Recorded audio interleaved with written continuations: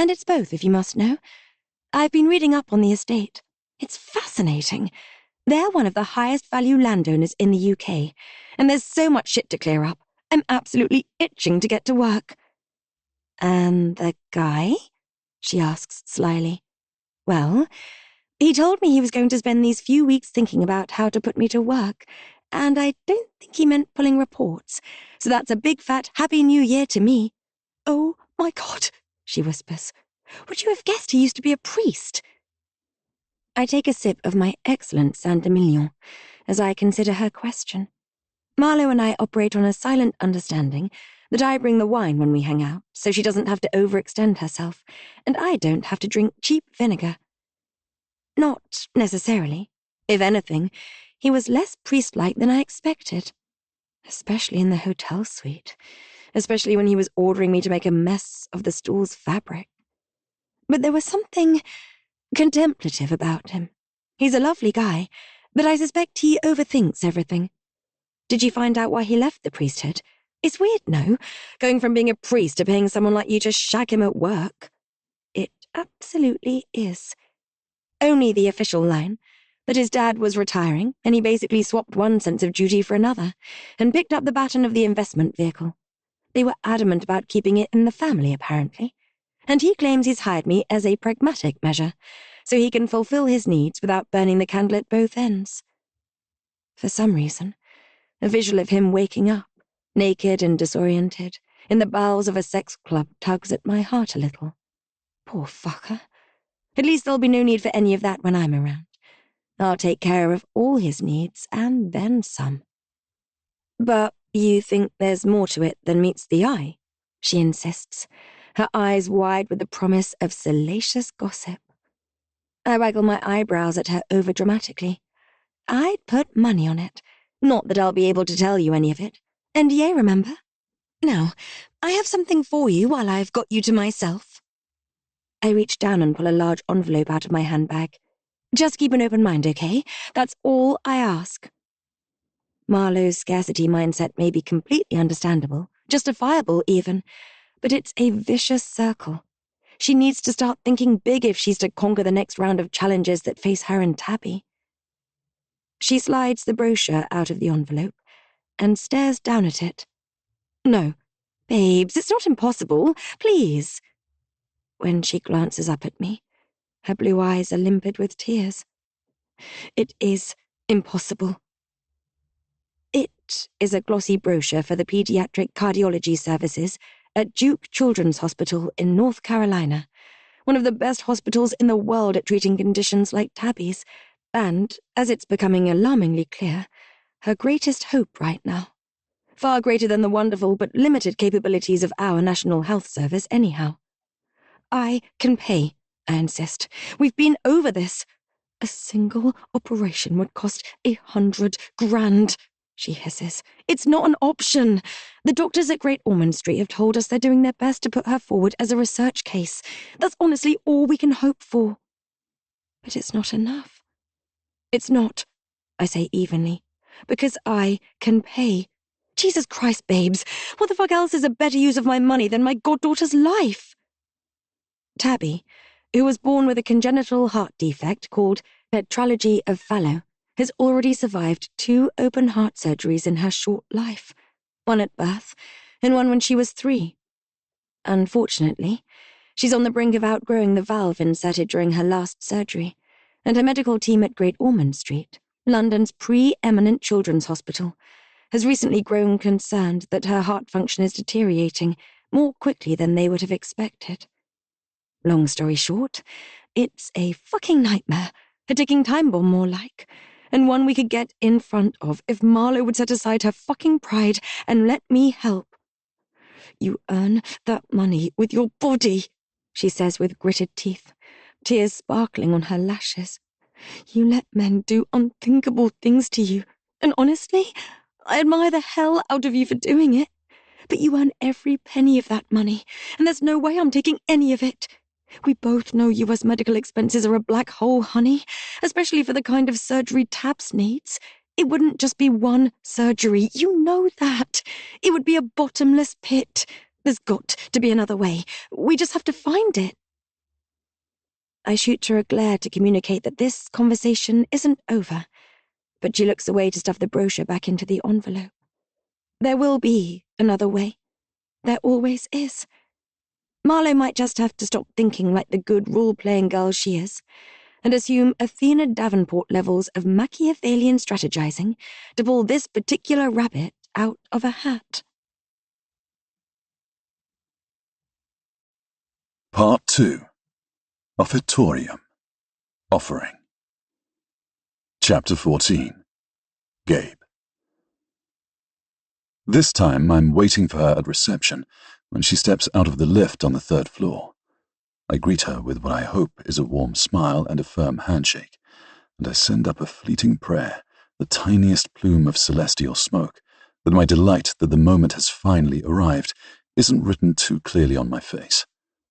When we walk through to my office, Gladys's former desk in the antechamber is clear, except for a monitor and keyboard and an oversized vase bearing the most decadent array of flowers, their greenery tumbling wantonly down the sides, and their heady, musky scent filling the air.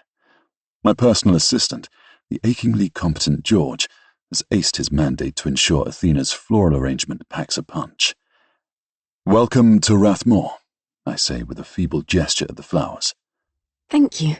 They're beautiful. "Come on through, why don't you, and have a seat while you tell me how your Christmas has been." She perches on the cream sofa, knees and ankles pressed daintily together, and I take the compact armchair opposite her, allowing me a good look at my new prize. Because if someone who looks like that, who is as intelligent as that, and whose job description now includes letting me use her whenever I want, isn't the most dazzling prize, I don't know who or what is. Her dress is a silk shirtwaister, ivory-coloured with a delicate print of semi-furled ferns. Despite the fabric-covered buttons that run the gamut from her breastbone to a few inches above her hem, it's beyond reproach. The fabric, which moved like water as I led her through to my office, now falls modestly from her knees almost to her ankles. There are pearls at her throat and in her ears, and her auburn hair is glossily, perfectly coiffed. The overall look is perfectly demure. At least it would be on anyone who didn't look like Athena, because this woman could be dressed for Antarctica, and she'd still scream sex to anyone who looked at her. Rather, she'd scream, "You want me, but you can't have me because I am legions and galaxies out of your league." Unless your pockets are deep enough. I love it, though. I love that everything about her is exclusive and elevated and extortionate.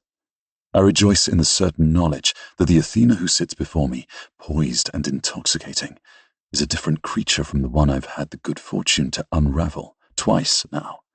That when you stroke her and lick her and fuck her and whisper filthy words to her, she's every bit as wanton in that moment as she is buttoned up in this. A man would do terrible things for a glimpse of that woman beneath the Ice Queen facade.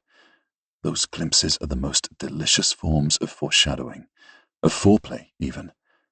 So when she leans forward after a few minutes of small talk, my entire adrenal system marshals itself. She begins innocuously. I've done some reading on the priesthood over Christmas. I narrow my eyes. Is that so? Mm-hmm. She crosses her legs, the silk flowing around them as she does. I thought it would be helpful to understand where you're coming from, but I had a question. Go for it. A little smile. I bet you know where this is going. I shake my head, amused. I wouldn't presume to know what you're thinking, Athena. I'd never be able to keep up. When you administered Holy Communion, she asks, her voice low and melodic, would the members of your congregation kneel for you? My pulse kicks up a notch, though I have no idea why. Not in my parish. That only happens in churches where there's an altar rail. They just formed a standing queue. Oh. She deflates a little. And would they take it in their mouths? I mean, would you put the host directly on their tongues? Only for some of the older or more traditional parishioners, usually. The practice of taking it in the hand has been permitted by the Holy See for 50 years or more now. Why do you ask? I was trying to visualize how it would have been when you did it. I was trying to imagine you giving me Holy Communion, and how it would have worked. I smile. It seems a sweet, if random, line of questioning. If you'd lined up to receive a blessing, I would have asked you to simply cross your hands over your chest, and I would have made the sign of the cross on the top of your head. I couldn't have administered the Holy Eucharist to you as a non-Catholic. She nods. I see. So, let me get this straight. Do you mind humoring me for a second? Will you stand? My brow furrows as I get to my feet. I have no idea where she's going with this. Her tone sounds innocent, intellectually curious, but something tells me she has an agenda here. She too rises, standing in front of me. So, I would have done this. She crosses her hands diagonally over her chest in an X. Yes. Now bow your head.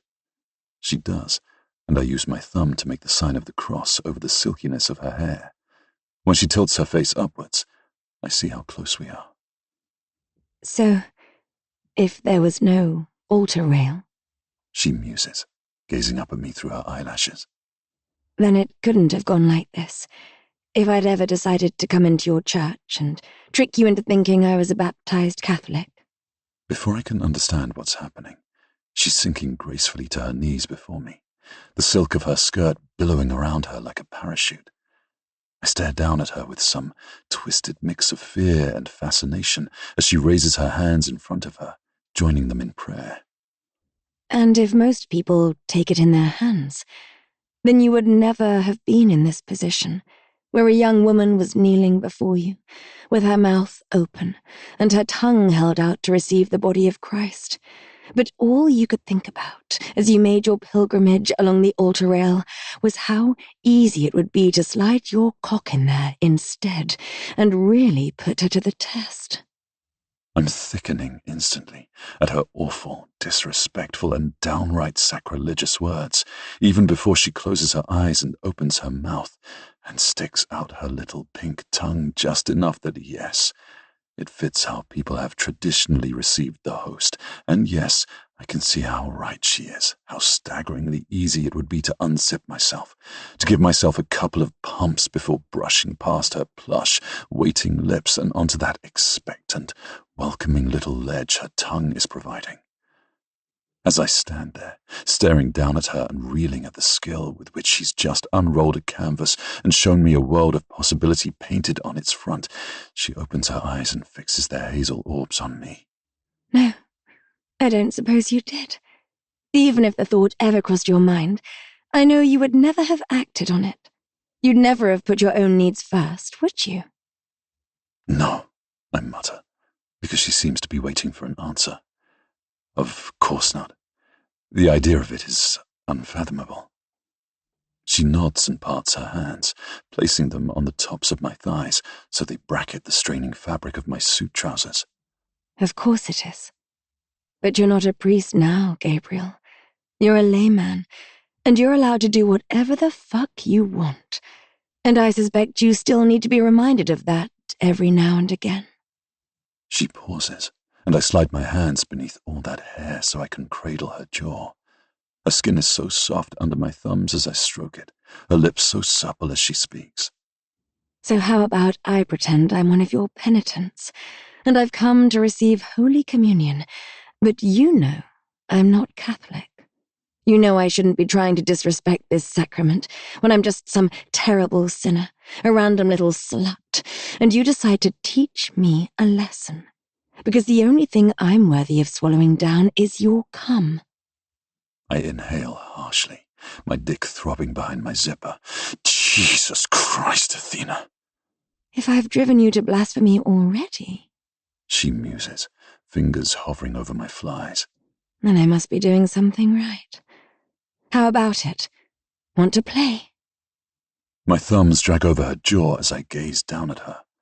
Who is this she-devil who, with a few expertly crafted sentences, has taken all that I know to be true and noble and sacred and turned it into something that is quite literally intoxicating, but whose poison I am apparently powerless to resist? How can she take what was, for me, the single biggest privilege of the priesthood? The God-given ability to turn bread into flesh and wine into blood, Christ's blood, and set it alight, torching it so it burns in my veins like the basest kind of addiction and smokes out every last drop of good sense of propriety. And how the actual fuck will I withstand her unholy charms if, at 8:30 on a Monday morning, she already has me incapable of doing anything but accepting this infernal little proposition with indecent verve? Forget Jack Nicholson and his well-meaning soundbites. This woman makes me want to be a far, far worse man. When I speak, I barely recognize my own voice. Do it. Chapter 15. Athena. Is there anything more gratifying than arousing a decent man so thoroughly that he turns feral before your eyes? I think not. I suspect, from the shocked and even dismayed expression on his face, that he has quite literally never had this thought before I planted it, that he never sullied the responsibility of his former vocation with impure thoughts about his flock. But I know, from the heat in his eyes, and the set of his jaw, and the bulge in his trousers, that he has well and truly taken my little fantasy and run with it. Whether he likes it or not, he's back in his vestments just now, standing at an altar rail with a golden dish of sanctified wafers, while before him a russet-haired enchantress extorts him with her mouth to besmirch his vows and take his pleasure. Do it. Amen to that, Father Gabriel. I've been looking forward to this since my audition, and I'll bet he has too. After all, he told me to save this treat for my first morning, didn't he? And I'm nothing if not obedient.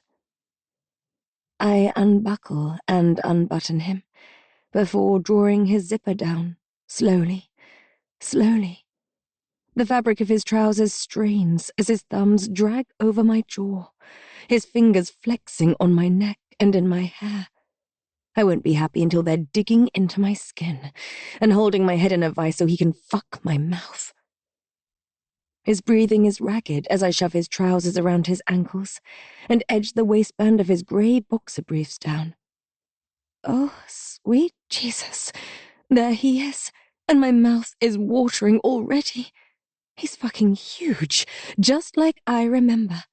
Hard and male and angry, his lovely straight cock so engorged it's shiny. I lick my lips. Before I put my mouth on him, I want to make sure he is absolutely in this little fantasy with me. I hold my hand out, palm up, supporting his cock, and he shivers at the contact. I can smell him, clean and musky.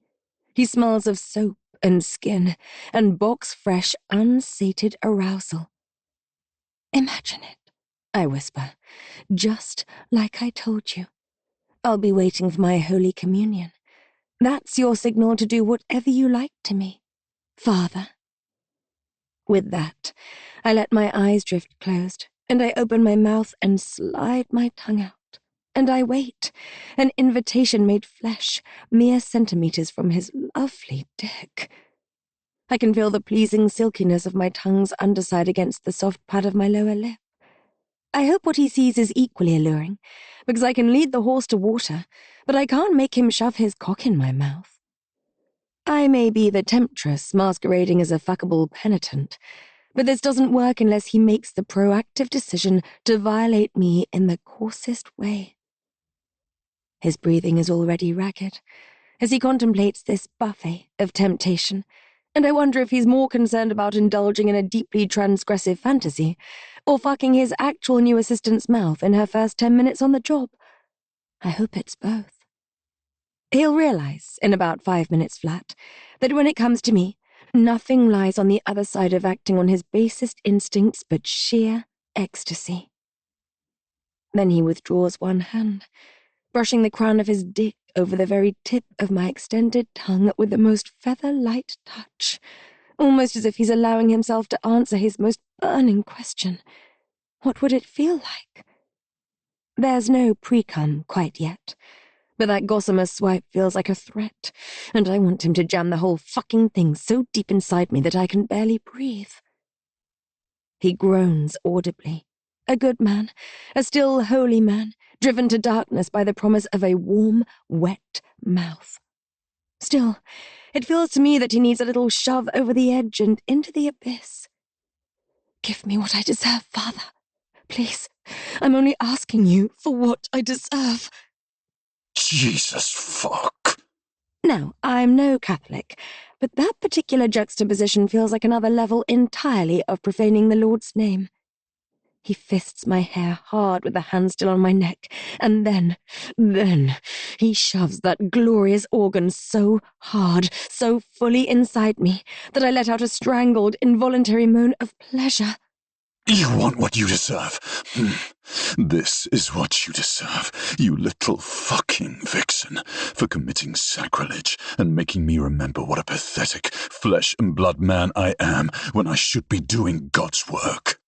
He puts his other hand back on my neck, his strong fingers more a vice than a cradle around my jaw, and for a long moment we simply stare at each other. I gagged and subservient, he splendidly aflame. I exhale slowly through my nose as I find his ballsack with one hand and press the palm of my other hand against the rigid, hair-strewn muscle of his quad.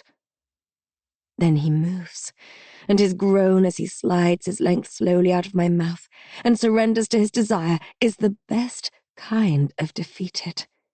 His eyes drop to where my lips are closed around his crown, and I have the distinct pleasure of seeing raw, animalistic need etched on his gorgeous features. I give his tip a decadent swirl with my tongue, and he shudders. When he ruts back inside me, it seems something shifts for him. He may still hate himself for wanting this, and resent me for provoking him so effectively.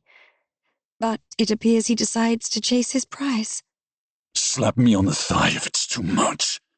He grits out, and then he's fucking my face in fine style, hips pistoning and his dick impossibly, ominously hard, driving in and out. This is my Eden. On my knees at a powerful man's feet, my elite education and dazzling business brain forgotten, in his mind, in favor of my unctuous mouth and sinful tongue. I abandon his sack. The rhythm is too punishing, and get a good grip of his arse with both hands, reveling in the way his glutes contract with each merciless thrust.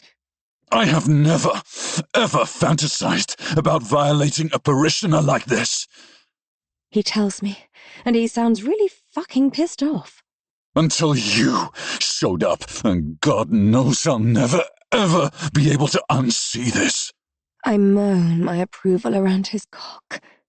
He works me, and I take it valiantly, breathing hard through my nose as my mascara runs and my saliva escapes, sluicing him with moisture. It's slippery and messy and fucked up, and I adore it. My clit throbs more every time he twists my hair and plunders my face. I give myself over to the sensation, closing my eyes and focusing on surviving the onslaught as he hardens even more, thrusts even more aggressively. And then... Coming! God! He groans, his manners intervening as he loosens his grip on my head and tries to pull out, but I dig my fingers more firmly into his arse and hold on tight, and then he's erupting down my throat in warm gushes, his body racked with convulsions and his breathing frantic. I wait until he's emptied himself before pulling off him, just enough that I can swallow, and then I proceed to lick him clean. He stands there, sighing out his pleasure, his fingers teasing my hair as he watches me minister to him. When I look up at him, there's nothing but a quiet, replete kind of reverence on his face. He stills as our gazes lock, and I have the oddest realization that in my analogy where this guy is Jesus, I am most definitely Mary Magdalene, the blowjob I just gave him the most pornographic take possible on washing his feet. There are acts of service, and then there's the epic servicing I just provided. Nevertheless, I feel nothing but satisfaction as he helps me to my feet. His gaze drops to my painfully hard nipples, which are forging a path through lace and silk. Did that really turn you on? He murmurs, searching my face. God, yes. I dab as delicately as I can at the saliva pooled at the corner of my mouth. Show me. On the sofa. Turn around. I take this to mean that I should kneel up on the sofa, facing the wall, so I do. I gather my skirts all the way up to my waist and spread my knees wide, turning my head so I can watch him take in my mostly bare bottom in its ivory lace thong and suspender belt. He crouches to hoist up his boxer briefs and trousers, fastening the latter blindly, his eyes firmly on the view in front of him. Bend over for me, he says, and I do. I lean forward and rest my forearms on the back with the generous silk of my dress gathered in the crook of one elbow. His touch, when it comes, is a fingertip drawn straight down the center of my thong. I shiver at the sensation, which is delicious and yet nowhere near enough. Absolutely soaked, he observes neutrally, as he bends to kneel behind me on the floor, putting himself level with my pussy.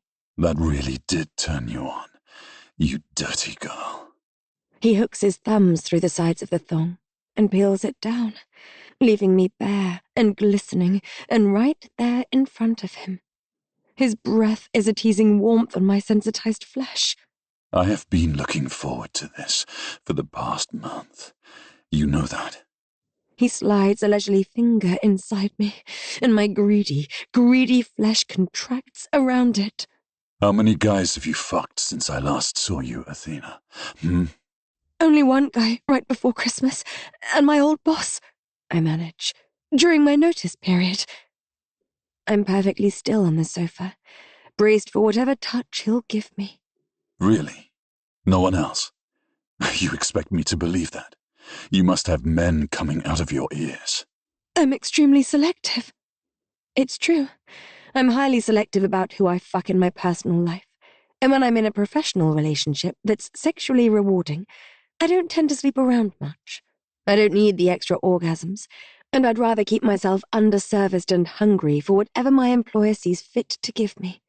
It makes the dynamic more charged. Ironically, I'm not selective in a professional setting. If Gabriel rounded up his entire team and got me to work my way through the lot of them, I'd luxuriate in the whole sordid process. It's the kink factor rather than the guy, or guys, that does it for me in that context. So you've had a few orgasms then? Only self-administered ones, really. Your old boss didn't make you come? I hesitate, torn between breaching Stephen's trust and gaining Gabriel's. No. Why not? He adds another finger, and the stretch is glorious. Too vanilla. There's a ghost of a laugh. Too vanilla. Got it. I must remember that.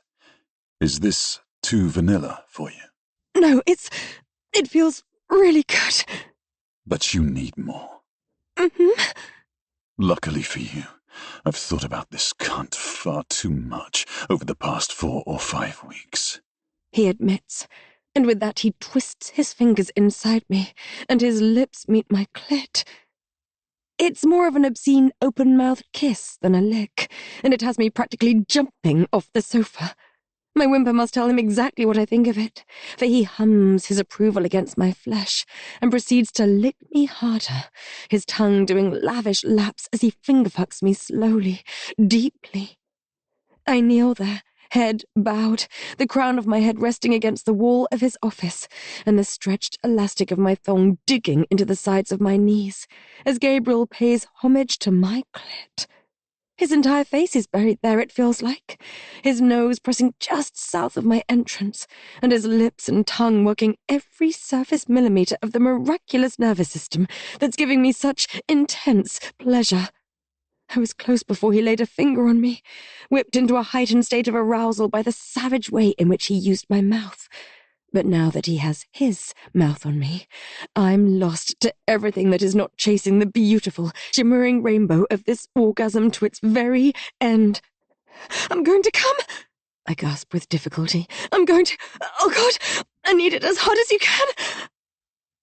With a savage growl, he amps up the intensity of his finger-fucking and the tautness of his tongue, laving my clit with deadly precision and the perfect pressure, just the right side of too much. Those licks send me hurtling over the edge, and I shove my knuckles into my mouth as a blistering heat courses through every last vein, and my entire body ignites into wondrous nothingness. He licks me through it, sliding his fingers out as I come down, and pressing a kiss to my clit before pulling away from me. In one swift move, he's collapsing on the sofa beside me, and wrapping an arm around my waist so he can right me and tug me sideways onto his lap. My most toxic trait as a sex worker is my love of aftercare. I absolutely don't require it. It's crucial for my mental health that I can look after myself after any kind of transactional sex, no matter how immersive or explosive. But I truly enjoy it. I'm unsure if it's my love of being adored, or the need for some human connection to belie the commercial nature of what's just gone down, but I am a veritable kitten after a good orgasm or two. I love being petted and cuddled and praised. Some guys aren't interested, obviously, but some enjoy it. I suspect they even find it gratifying to see me soft-limbed and pliant and sleepy. Given the way Gabriel looked after me last time, fetching me that robe, I suspect he's in the camp that recognizes its importance, even if he doesn't explicitly get off on it. Nevertheless, I'm experienced enough at reading cues to understand that, given the way he's looking at me, and the way he's sprawled, sated, on the sofa, he wants a moment before we move on to logins and phone-answering protocols. And the way he's looking at me is hungry, and not a little awestruck. He tugs off my thong, which is still tangled uncomfortably around my knees, and smooths the silk of my dress over my legs, restoring my modesty. Our faces are so close, and I take the opportunity to gaze down at him, at the fans of dark lashes around his eyes, and the sex-swollen lips. Fuck. I think I need to go to confession after that. He mutters, and I laugh, because he sounds positively sheepish. How so? I've never done that to a woman before. Done what? Let her perform fellatio? I find Latin always makes everything sound classier than it actually is. Fellatio originates from the past particle of fellow. I suck. Pretty accurate, really. I've never fucked her mouth like that. It was pretty aggressive. Are you okay? I lick my lips. Do I look like I'm not okay? No, but... Gabriel, you abused my mouth, and I fucking loved it, as you know, because you got to find out for yourself just how hopelessly turned on I was, didn't you? He hesitates. He has one arm banded around me, and he reaches the other up to play with a tendril of my hair. I suppose so. But why a beautiful woman with the world at her feet wants me to abuse her at all, I'm not entirely sure. I'm in uncharted territory here. Because it's kinky. Because it's subversive. Because I'm a relentless type A in every other part of my life, as you'll soon see, and it's exhausting. And my way of balancing that is to have men dominate me and turn me into a little plaything, and it feels fucking wonderful. Does that reassure you? His face is so serious, so intense. This man listens with his whole body. I'll have to take your word for it. His hand is deeper in my hair now. I adore having my hair played with. But I need to be absolutely sure that you'll advocate for your needs when you deem it necessary. Gabriel, don't for a moment mistake my submission for a lack of confidence. I have more boundaries than Oprah. I promise you, if I'm unhappy in a situation, you'll know about it. But right now, I am very happy. This morning has gone down exactly as I intended so far. Is that a fact? I'm as shocked as fuck. That gets him a laugh. Think of it as an icebreaker. And then some. Now that we've fooled around in your office, it's game on. Just remember, you can do what you like to me whenever you like. I want this. I want to be your little whore. That's what I signed up for, remember? He frowns.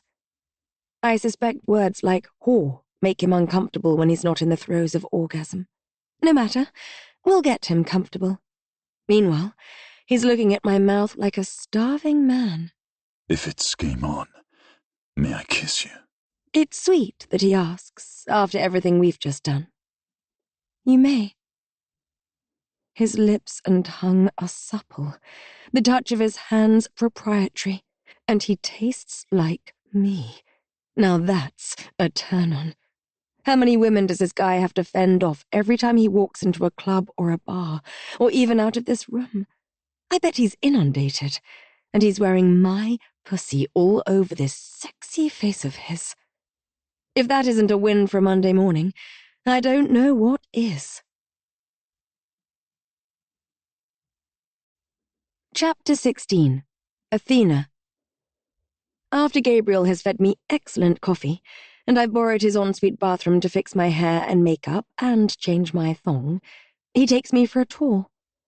This family office has two primary functions, as I understand it: managing the substantial and mainly urban land-based estate underpinning the Sullivans' astonishing wealth, and managing the family's other investments across all asset classes, like any other private investment firm. The business, therefore, is divided down the middle, the staff split between estate management and wealth management functions. Is there a philanthropic arm? I ask Gabriel, as we turn out of our little enclave and down the art-adorned corridor onto the main floor, so generic it could be any bank or consultancy firm. Heads turn as we approach. Also generic is the buzz of energy, or perhaps nerves, that always arises when the CEO shows his face on the floor. Those efforts still operate under the umbrellas of their divisions. There's an urgent need to extract them and establish a formal foundation, but it's been on the back burner as I try to get to grips with everything. I'm hoping we can breathe some new life into it. We're having a meeting about it next week, in fact. It makes sense. I know he's been overwhelmed. I nod. Of course. He stops by one of the first cubicles, where a fair-haired man a couple of years older than me is sitting, and slaps the back of his chair heartily. And this is George, my PA, my savior. The PA-EA relationship can be a little fraught sometimes, if boundaries aren't clearly drawn. It will help, of course, that my desk is next to Gabriel's office, and George's is out here. Although I'm sure that positioning has more to do with my being here to covertly fuck the boss than anything else. George gets to his feet, and we shake. Thank Christ you've arrived. I've been counting down the days. I hired George as soon as I came on board. He wiped the floor with poor Gladys. But he's right. We've all been counting down the days. He smiles at me, his smile laced with the memory of us shoving our sex organs into each other's mouths just now. I catch a glimpse of George's stricken expression and instantly understand two things. He has a definite thing for Gabriel, and Gabriel, God bless him, is utterly oblivious. George can hopefully be an ally for me, as long as he can control whatever jealousy might arise over my presence. Meanwhile, he's managed to school his features and is now looking me over appreciatively. That dress is fabulous. Etro, perchance. I shoot him a genuine smile. Bingo! God, that's impressive. Gabriel says, scanning my dress in bewilderment. I've never heard of them. Can I assume you two will sit down for a coffee at some point and hash out your working relationship? I think it makes sense. Definitely. That's a priority. I may also have to take George under my wing and ensure he doesn't work himself to the bone for his delicious, oblivious boss. His demeanor has eager puppy written all over it, and something tells me service is his love language. Coffee agreed, we move on. This floor is the estate management floor, and I'm encouraged to see a pretty equal balance of men and women. I assume Gabriel inherited the majority of employees from his father's tenure here. There are some definite characters. The finance director, old Jim, strikes me as a probable crony of Sullivan Sr. His real name is James Flanagan. He's a Dubliner, and he's 60 if he's a day. He has the bulbous nose and reddened face of a seasoned whiskey drinker, but I bet he's sharp as a tack. I could do without the lascivious look he gives me, though. Revolting. Gabriel's chief of staff, Eleanor Whitmore, is Flanagan's opposite. Old money and probably Oxbridge educated like me, but I doubt she'll give me an easier ride. She tells me she's worked for the Sullivans for 25 years, and it sounds like a warning not to tread on her turf. God, I love it when people think they can manage me. I'll eat this woman for breakfast if I have to, even if she tastes like she looks. Tough as old boots.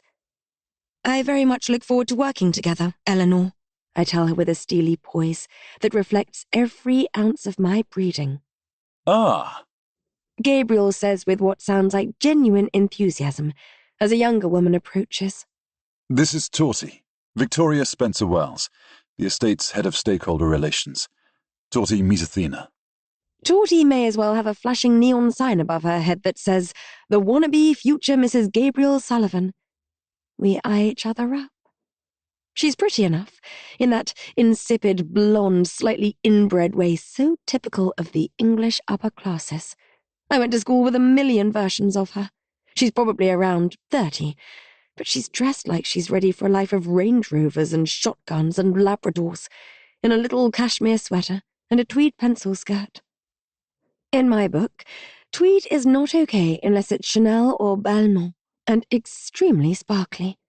Torty's tweed is none of the above. By far the most interesting thing about her is the naked panic in her expression as she shakes my hand, like I'm a threat she didn't see coming, and one against which she has to fashion an immediate neutralization plan.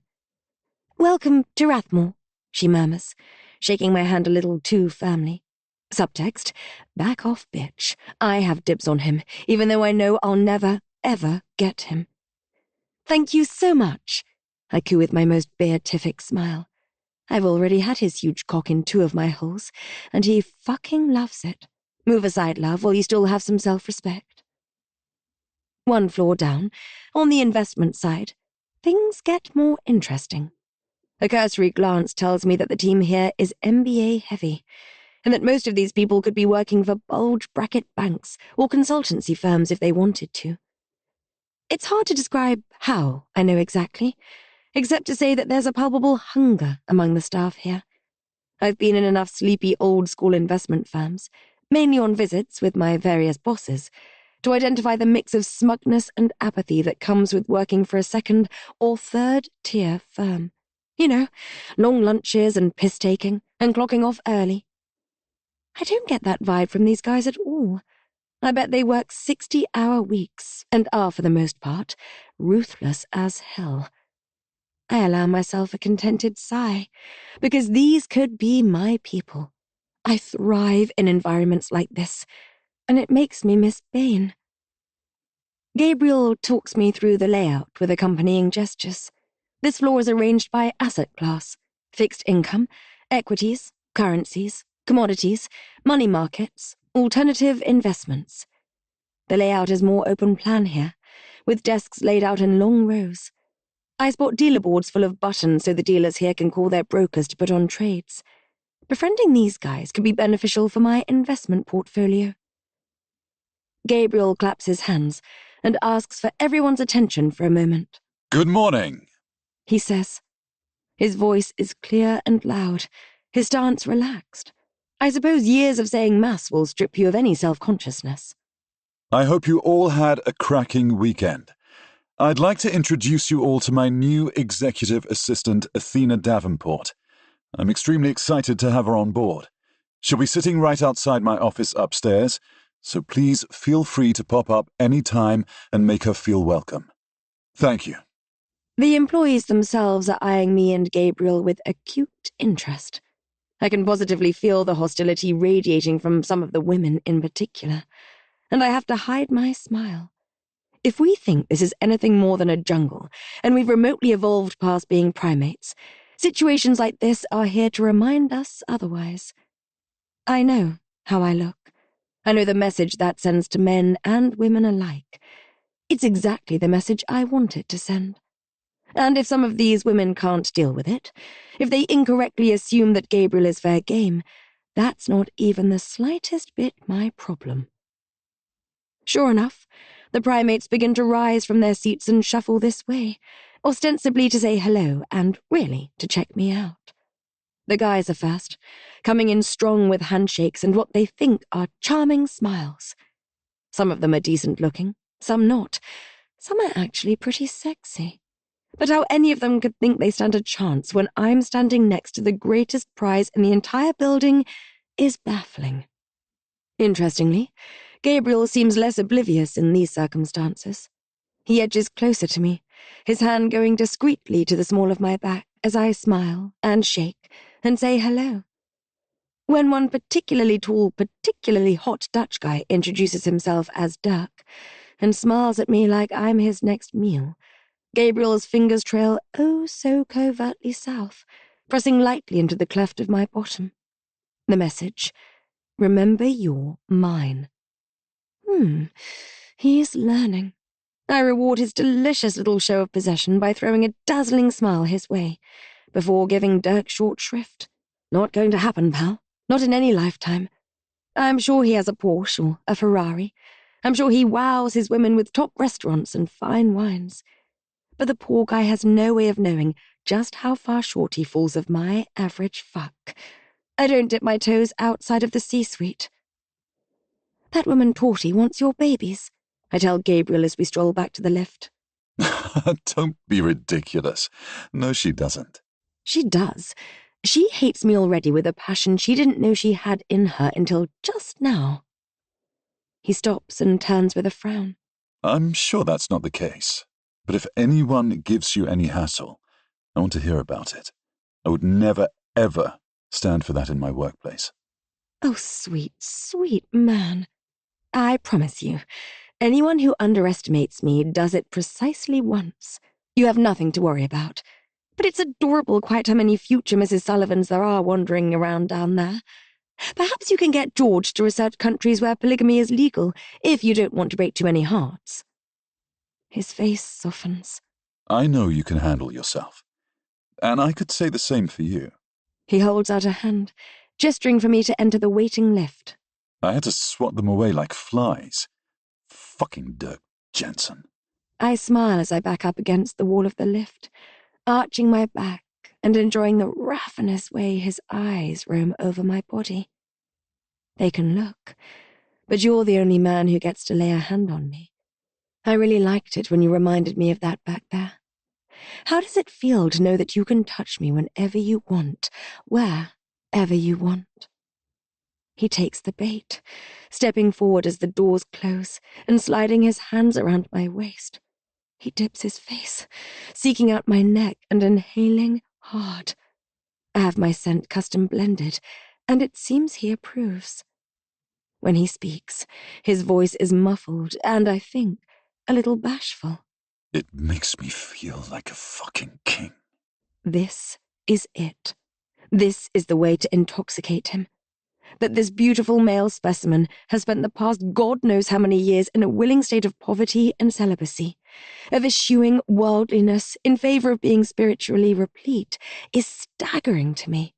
Because he is a fucking king. And I'm going to waltz in here day after day, looking my absolute best, and show him with every weapon in my arsenal that I am here for one reason and one reason only: to serve this king of mine.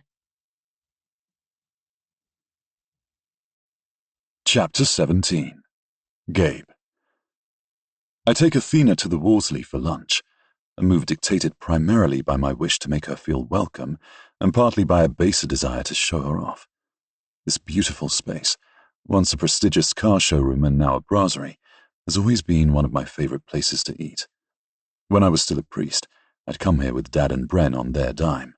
My self-imposed ban on supplementing my meager salary with family money didn't extend to the odd excellent breakfast. I adore the atmosphere here. The interior is somewhat masculine, all Art Deco features and magnificent chandeliers and monochromatic marble flooring and soaring ceilings, a church to the fine art of dining. The vibe is reminiscent of those wonderful European grand cafes, with a menu to match. Once we've ordered, kedgeree for me and French onion soup for Athena, I revel in the warmth that comes from having the undivided attention of hands down the most beautiful woman in a bustling restaurant. What? I ask, amused at the way she's been appraising me. She shakes her head. It just staggers me that you were ever a priest. Why is that? Well, for one, you're wearing a 5-figure suit. For another, you seem far more at home at Rathmore than you let on when I interviewed, and you seem fond of the finer things in life. Maybe I'm just highly adaptable. Maybe. Her narrowed eyes tell me she's not buying it. Look, Rathmore may only have been spun off a few years ago, but this has been my family's business since before I was born. I've always had a foot in both camps. Uncomfortably so, perhaps. You must have been the wealthiest priest outside of the Vatican. Not in practice. I didn't take a penny of my family's money. Could you have? You took a vow of poverty, didn't you? It's not technically a vow, more like a solemn promise. I could have taken some money, certainly, but it would have been in pretty bad faith, don't you think? It would have diminished my ability to align with my parishioners in any case. And what about now? She takes a sip of her sparkling water. Did you? We're interrupted by a guy who approaches with an apology that sounds totally fucking phony to my ears. He's tall, with light brown hair. I'd put money on him working at one of the many hedge funds in this neighborhood. He's staring at Athena as though the Virgin Mary herself has just graced him with an appearance. "So sorry to disturb," he says suavely. "I just wondered, are you two together? Because if not, I'd love to—" "We're together," I say in my best, don't even go there voice, at the same time as Athena says, I'm not interested. Her voice is polite but dismissive. She has no interest in him. She doesn't seem tickled by the blatant play he's making for her, but neither does she seem at all taken aback, and it makes me wonder quite how often she gets hit on. "Is that normal?" I ask her once he's backed away with a sheepish smile and an apology. "Do people really come on to other people like that, when they're quite obviously at lunch with someone else?" She shrugs. You'd be surprised. It's a jungle out there. Count yourself lucky you were free of that element for a few years. I suspect that little interlude has less to do with the jungle and more to do with Athena herself. I suspect if I were a different type of man and I saw her in a restaurant, I'd take one look at her and deem her worthy of breaking any sort of social codes to have a crack. She really is that exquisite. She's applied fresh scarlet lipstick that makes her mouth look like a beautifully wrapped present, and I know all too well what a gift it really is. Anyway, I was just about to ask you if you'd done any financial damage since you came back over to the dark side, before we were so rudely interrupted. I consider. I decorated a house. That was the biggest one. And I bought a book of hours. That has her attention. Really? What kind? One from the Florentine Renaissance. I saw it in Sotheby's and couldn't resist. It's really, well, it's beautiful. I adore religious art. My parents did 6 months in Florence. It wasn't long enough, and I was at uni, so I didn't get enough time there. But I love that that was your big splurge. It's at the office. You know the door next to my bathroom? It's in there. I'll show you when we get back. She leans forward, head tilted. Do you actually use it for praying? Or is it just because it's beautiful? Both. It's an exceptional work of art, but I found I engage with it in a way that really enriches me. You know? There's something about referring to a centuries-old source to help me pray. It feels, I don't know. Elevating? She supplies, and I grin. Exactly. It elevates the experience of praying to a whole different level. That's one element of Catholicism I've always felt comfortable with, actually. The role of beauty in celebrating the glory of God. Her face is interested, open as I speak. So your faith is very much intact. You haven't thrown out all your old beliefs, just your vocation itself. Very much so, yes. I was curious, because you hired me, obviously. So there's a conflict there. Is that a fair assumption? That's correct. And if you can believe this, the conflict comes less from hiring you, in particular, and more from navigating this intensely secular lifestyle in general. Hence, the Book of Hours acts like an anchor. It helps to tether me to what's important. It allows me to tend to my spiritual health. She says nothing as we're served our food, but I can practically see that extraordinary brain of hers whirring. What is it? I ask with a smile. I have an observation, but I can't think of a way of asking it without it being incredibly insulting. Well, now you have to ask it. I'm intrigued. She hesitates, which I suspect is unlike her, and sets down her soup spoon. I realize your family is Irish, so Catholicism was deemed normal for you. But you're obviously an extremely cerebral man. And I can't for the life of me work out how you've fallen for the whole organized religion thing. From where I'm sitting, it's quite obviously a construct, an exercise in mind control. I mean, it's so ridiculously over-engineered. I just can't square your intellect with a faith so strong that you gave up everything to serve it. She sits back, as if the conundrum of my belief system has actually defeated her fierce, presumably atheistic, brain, and I grin. The entire answer to your question, Athena, lies in your use of the word faith. Yes, but it's so far-fetched. Why not give the gift of your faith, and your service for that matter, to something more deserving? I study her.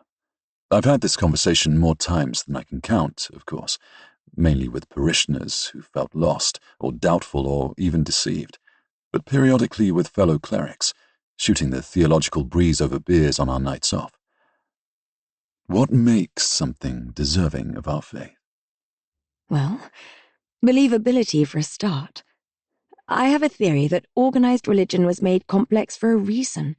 It was world-building on the scale of epic fantasy, if you like. Tolkien had nothing on the Old Testament. And I understand that it served a critical role, not just the church as an instrument of the state, as mass crowd control, but to give people purpose and meaning and comfort. But we're not wretched, terrified peasants now. We're highly educated, sophisticated beings, with far more agency over our own existence. So for the love of God, why would we still choose to believe all that? Her argument doesn't offend me, not in the slightest, and I have no intention of going on the defensive. The bottom line is that we are both perfectly entitled to our views, no matter how obtuse we may deem each other for not sharing those views. One of the gifts of having a soul as well as a brain is the ability to believe in things we cannot see or prove, like gravity. Oh, if you tell me you're a gravity denier, I'm getting up and leaving right now. Of course, I'm not a gravity denier. And I don't believe God created the world in 7 days either, if that makes you feel better. But I do believe that this universe of ours, that operates in such perfect homeostasis despite its complexity, can only be the creation of a benign God, and everything else I believe stems from that.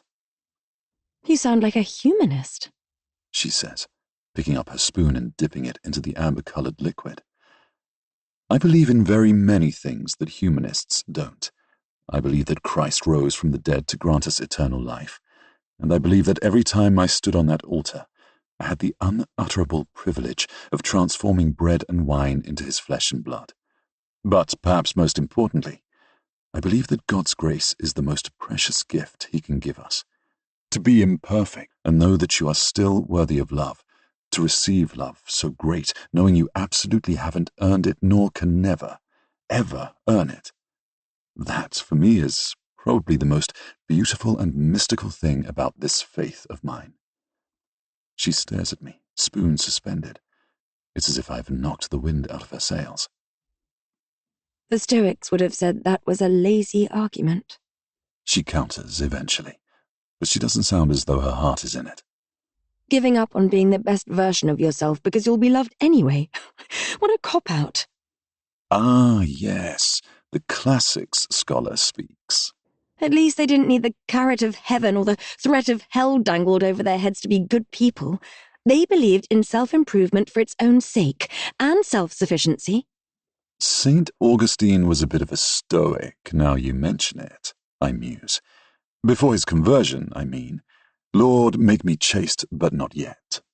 She laughs, looking delighted. Did you just make a sex joke about St. Augustine? That prayer could be a good one for you, come to think of it. You might want to hold on to that. But honestly, they're worlds apart. Not really, I press. There are a lot more parallels than you'd think. Yes, we have miracles and divine grace, but you could argue that both philosophies carry a mutual respect. Stoics and Catholics alike are urged to examine their conscience on a daily basis. Our cardinal virtues are definitely rooted in Stoicism, and, my trump card, both are massive on suffering. She throws her head back and laughs, and it's a truly privileged sight to see her beauty animated through mirth. Okay, She says, reaching for the breadbasket. So, Catholicism is Stoicism with miracles. Got it. And grace, and redemption. Don't forget those.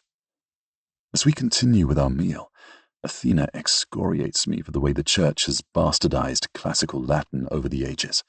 I counter fiercely with what I believe to be an intellectually robust defense, namely that in the aftermath of the Roman Empire blowing itself up, Church Latin has been responsible for keeping this most solemn and noble of languages alive to this day, albeit with a healthy dose of creative license.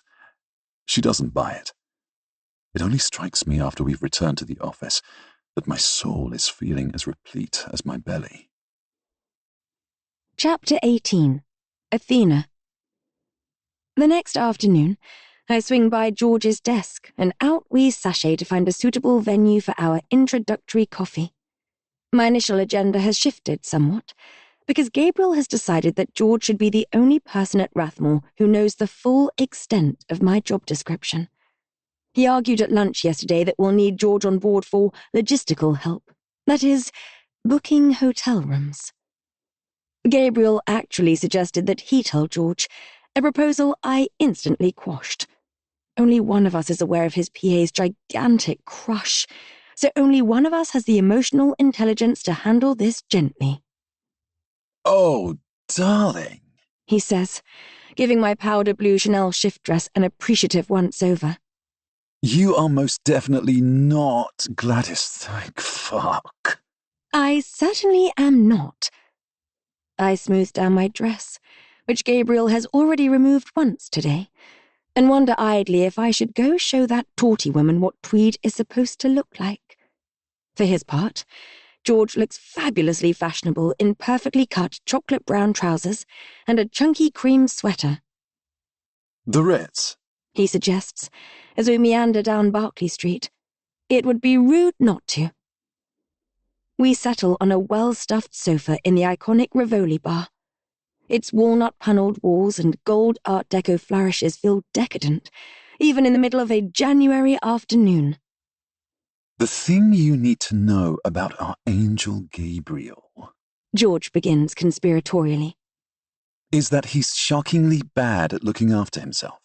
I don't mean he's incompetent. He lived by himself for years, obviously, but he doesn't put himself first. I refrain for now from saying that Gabriel has indulged in quite the act of self-care by hiring me. Sex on tap aside, I can well believe it. Go on. You can take the man out of the priesthood, but it's a lot harder to take the priesthood out of the man, if you catch my drift. He's still a giver. He chats with everyone in the office like he's hearing their confessions, and that recurring Wednesday lunchtime meeting in his calendar? That's him trotting his lovely ass down to a soup kitchen off Ladbroke Grove. He volunteers at a soup kitchen. I don't know why I'm surprised. It makes perfect sense, but it's so grassroots, hands-on. I assumed he would just throw money at these kinds of things. He funds the soup kitchen, and yeah, he volunteers there. A priest mate of his runs it, Father John. He was struggling to keep its doors open, so Gabriel stepped in and promised unlimited funding. Got it. What else should I know? He forgets to eat lunch unless I put it in front of him and stand there menacingly while he eats, and even then he eats for fuel during the day. He's definitely too low maintenance for a billionaire. It's most disappointing. How much have you had to bling him up? I ask, my eyes narrowing. I'm beginning to wonder if Gabriel would still be living like a priest if left to his own devices. 7-figure religious artifacts aside, obviously. His grin is devilish. Quite a lot. I'm very good at spending other people's money. I worked for the royals before this, you know. All tight-fisted gits. So the suits are my doing. He was wearing high street suits when I came on board. We both shudder. Oh, I tried to get him to go down the Tom Ford route. Oh, he has that fabulous rangy body shape, but he ended up going to Savile Row. Still, he cleans up well, and his house has been a whole thing. Oh, what a fucking palaver. He puts up his hands in a show of resignation. How so? Well, he took on one of his family's properties. Nice place in Manchester Square. You know, just by the Wallace collection. Anyway, it had great bones, but inside it was like something out of an 80s bonkbuster. Strictly between us, Maeve's taste, that's his mum, runs a little nouveau, bless her. So I took over the interior design project. We haven't done much structural, but it's been a gigantic ball ache. It's just about done now, and it's fucking fabulous, if I say so myself. Not a gold carriage clock in sight. I giggle. George is my kind of person. Whip-smart and judgmental as fuck. Also, that's good intel about the house. Manchester Square isn't too far from the office. Could be good for the occasional fuck. When the server comes, I put a hand on George's arm. I vote we have a proper drink. I have something to tell you, and I'm not sure coffee's going to cut it. We order. Champagne for me, and an old-fashioned for him. Once our drinks have arrived, he sits back, nursing his cocktail and appraising me. Let me have it, you little beauty. Jesus, I may love Dick, but you are frankly stunning. Honestly, you've put a few noses out of joint in the past 24 hours, believe me. I smile with satisfaction. About that. What about it? He sits up straighter. I pull a pen and a sheaf of papers out of my Birkin. New NDA. Sign first, then I'll tell you. He sighs as he slides the papers towards himself. Another fucking NDA. This had better be worth it. Oh, it definitely will be. He signs with a flourish and picks up his tumbler. Well, shoot. Gabriel hasn't just hired me as his EA. I begin, watching his face for a reaction as he takes a sip of his old-fashioned. He's hired me to fuck him. He claps his free hand to his mouth and jerks forward, coughing violently. I remove his drink from his other hand. You okay? No. He rasps out the word and continues to cough. Nope. I wait until he has his choking under control. Look, I know you're attracted to him. I'm sorry. He jerks his head up. Seriously? You barely know me. I scrunch up my face in sympathy. Oh, you think Gabriel knows? Please, he's clueless. Relief flashes across his features, followed by hurt. Oh, he's hired you to fuck him. Does that mean what I think it means? It means I'm what's known as a full-service EA. I meet the professional and sexual needs of extremely powerful men within their office hours. It's highly efficient. He's full-on gaping at me. Holy fuck. Is that actually a thing? It absolutely is. A very discreet, very expensive thing. Hang on. Let me get this straight. So you're telling me our precious priest boy hired himself a... Oh my god. Oh my god. This is better than Fleabag. I bark out a surprised laugh. You're taking this a lot better than I expected. He visibly sags. Oh, please. It's not like I thought I had a chance. I know he likes women. Loves them if the amount of times I've booked him a private room at Alchemy is any sign. I heard he traumatized a cleaner there, I say with a smile. That's when he decided to hire me. It was a low point, that's for sure. Do you know what he did, though? He had me chase Alchemy for the cleaner's details and send her a huge bunch of flowers and a grand's worth of Tesco vouchers. How sweet is that? I roll my eyes. Of course he bloody did. Ridiculously sweet. God, he's a good man. He is 100% Jesus in this scenario. And you know what that makes you, right? Let me guess. Mary Magdalene? He nods. That is correct. I'm the fallen woman, the whore who tries to corrupt him. The whore who sees him. He corrects me. And who falls for him. Well, that's not going to happen. I'm just here to keep his mind clear and his dick wet. He flops dramatically back on the sofa. Jesus Christ, pun intended. You lucky, lucky bitch. I can't bear it. Is this going to be a problem for you and me? No. He shakes his head and presses his lips together before continuing. Alas, my love for him is as selfless as it is unrequited. I just want to see him happy and well looked after. And if it has to be anyone, I'm glad it's you, because you literally couldn't be any hotter, and you're also a total badass, which I really like.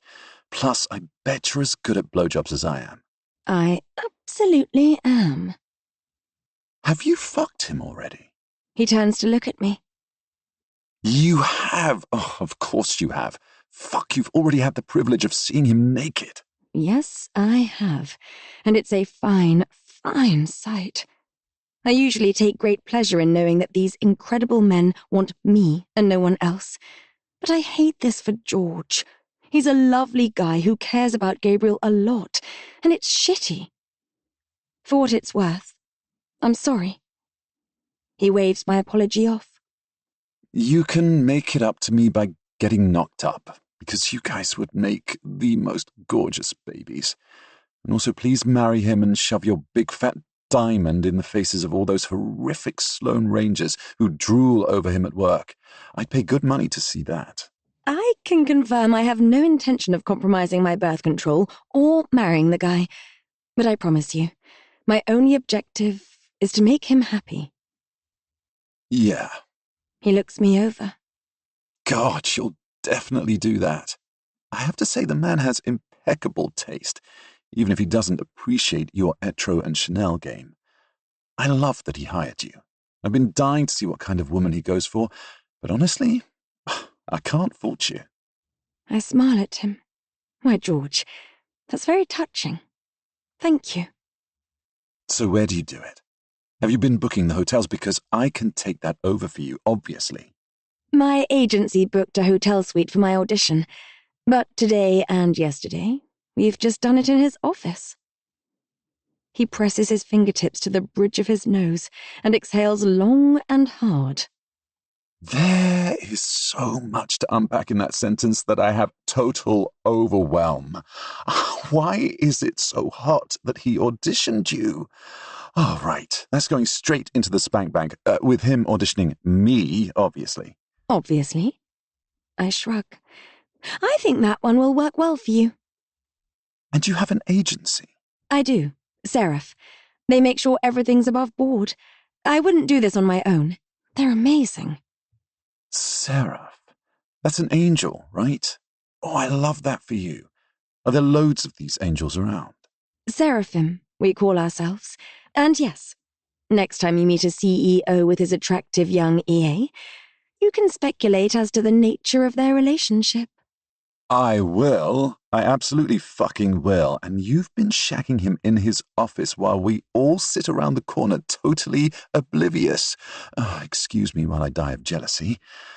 But it's now making a lot more sense as to why he asked me to get a remote control lock installed on the outer door last week.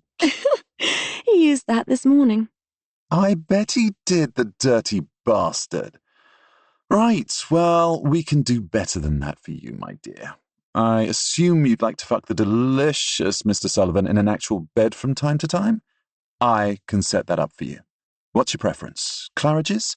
Here is nice too. If you leave it to him, he'd probably book some budget horror. Let's do Claridge's. It's closer and less of a circus. Agreed. Discretion will be your friend. Although you should know that money is already exchanging hands around the office over how soon you guys will fuck. Everyone's watching you. Just so you know. Don't worry. I promise. I've got this. I'm so discreet I could be fucking the king himself and no one would know. He chortles delighted.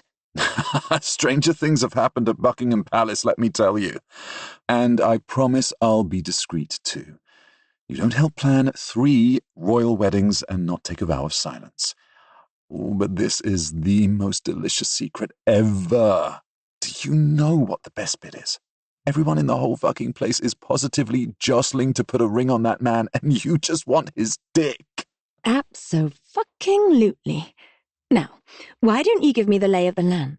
Aside from the fact that everyone's already sticking metaphorical pins in me, tell me what else I need to know. I wouldn't assume they're metaphorical, darling. There are probably a few dolls in desk drawers doubling as pincushions already. But let me see. He takes a thoughtful sip of his drink. Generally, Gabriel is well liked. Adored, even. I wasn't here during his old man's reign, but I think he got pretty lazy towards the end. I mean, wouldn't you if you were that loaded? He was way more interested in the GGs than the estate, apparently. But there's some definite frustration among the ranks that we haven't seen big changes yet. I think they all expected the angel Gabriel to turn things around immediately, but you can't turn the Titanic overnight, can you? Exactly, I murmur, making a mental note of that. For God's sake, Gabe's been a priest for a decade. It's not like he's come straight out of an MBA. They need to cut the guy some slack. What would you say the biggest issues are in terms of what they want changed? Well, most of it goes over my head, but it seems there's a view that they should either start managing other families' assets or cut back the investment management team, which is a bit bloated. But the lack of a foundation seems to be the most egregious issue. It's not like the Sullivans don't give a shitload to charity. They really do, but it's not a cohesive strategy, you know? Gabe mentioned yesterday that the foundation was a matter of urgency for him. This is excellent. I was integral to the creation of a foundation for my first boss in the tech sector. It's definitely an area where I can add value. It is, but good luck putting a rocket under Eleanor Whitmore's arse. She's supposedly leading the whole thing, but her approach to our charitable projects, as she calls them, is very champagne socialism, if you catch my drift. She still thinks it's 1985, and she's running the charity committee at her son's prep school. But don't let the pearls fool you. She's got teeth, and she doesn't like to be challenged. Roger that. I make another mental note. It doesn't get more juicy than structuring a foundation. It's any MBA's wet dream. I'm not about to let some old fart decked out in the family pearls get in my way. Is that woman Torty involved? She's in charge of stakeholder relations, correct? He pretends to shudder. Yes, and she's smart and definitely hungrier than Eleanor. But she's a ghastly name-dropper. She's all Cadogan this and Grosvenor that. She'd love to think the estate is all about preserving gorgeous old buildings when really the Docklands is still a shithole. A lot of those communities are still seriously deprived. I think she needs to learn to read the fucking room. Oh, and she needs to find someone else to fixate on instead of drooling all over the lovely Gabriel. She's been circling him like a posh shark for months. I sigh. I have faith in Gabriel, and I want to help him achieve whatever vision he has for this great chunk of London that he owns. But without the right team, his job, our job, will be a lot more difficult. What else? I push. What about old Jim? Old Jim is a ghastly old lech. Fuck knows how he's not on the liver transplant list yet. He's a functioning alcoholic. I wouldn't know a P&L from a balance sheet, but apparently he's excellent at what he does, when he's sober. Greedy old fucker, though. I can't imagine he'd be the biggest fan of increasing our charitable efforts. He will when I wow him with tax efficiency possibilities, I say with confidence. I allow myself a sip of crisp, cold champagne. Delicious. George, you're a star. Will you be my spy? Sure. He agrees easily. I'll be your eyes and ears on the floor while you're busy getting fucked over the boss's desk. Just Look after him, okay? He's still new to this world. It's a lot. He's a good man, and that heart of his is like an open church door. Whether he knows it or not, he needs nasty little bitches like you and me to protect him from that lot. And from himself. Chapter 19. Athena. This risk I'm taking isn't merely ill-advised. It's quite possibly a sackable offence. The unofficial, unspoken mandate I've assumed is that I'm here not merely as a vessel into which this good, devout man can pour his baser urges, but as a siren, a corrupter, someone to help him cross that chasm between where he stands, suspended in a kind of spiritual no-man's land, and that carnal, flesh-loving kingdom that the rest of us inhabit so freely. It's not that I want him to forsake his beliefs. It's already clear to me that his faith, his moral code, is what sets him markedly apart from all the other powerful men I've ever served. It's that I want him to commit to the path he's taken. I want him to revel in the lushness of this sensual playground. I want him to behave like a free man, a joyful sinner, and not a saint who's lost his way. But there's holding Gabriel's hand as he takes those first cautious steps onto what must still feel like the least convincing of bridges, cobbled together from rope and planks and knots. And there's disrespecting his faith and using my body to profane the very things he holds dearest. He reminded me yesterday evening as we left that he had an early breakfast meeting today, but that he hoped to be back in time for Tierce, which is apparently the 9 a.m. prayer to the Holy Spirit. God knows he'll need him this morning. As I wait, I gaze down at the Horai, or Book of Hours. I've seen a couple before in the flesh, most notably at the Biblioteca Nazionale in Florence. I may not have a religious bone in my body, but my entire skeletal system is artistic, and this ancient manuscript awakens in me that rapture that I'm privileged enough to call familiar. The sense of awe, of disbelief is there, as is the kick at being alone to commune with a truly great piece of art. The still vivid illuminations may not move me to prayer, but they make my soul sing. I shake my head slightly, so my waves tumble silkily down my back. I took even more care with my appearance this morning than I did yesterday, tonging my hair before applying a scented oil that I know brings out my natural auburn highlights and achieves a rich gloss. The primping routine doesn't come from a place of insecurity. I have no doubt how attracted Gabriel is to me, but from a desire to delight him, entrance him, remind him that I'm the most dazzling prize of all, and that he's the man who deserves me. I've knelt on harder surfaces than the leather of this prie-dieu, worn smooth by the knees of a century or two of sinners. Still, it's not the most comfortable of positions, and I'm a little on the cold side. This temperature-controlled room is not the ideal place to be naked. On the plus side, my nipples are perfectly tight little peaks, and the multi-million-pound view in the display case in front of me as I wait could be far worse. I may have accused Catholicism of being over-engineered yesterday, but this intricate manuscript has me delighting in the bells and whistles the Church has seen fit to weave into the fabric of the belief system it promotes. The page is already turned to Hora Tertia, the third hour. Gabriel allowed me the pleasure of donning the nitrile gloves yesterday, and turning the pages of this fragile manuscript in readiness for his morning prayers.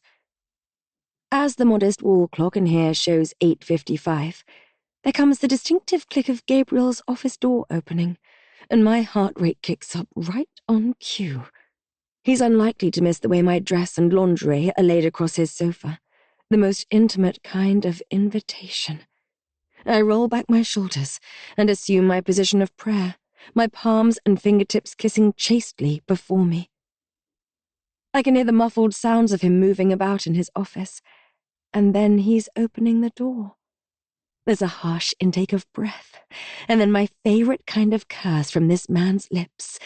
Blasphemy. Jesus Christ, Athena.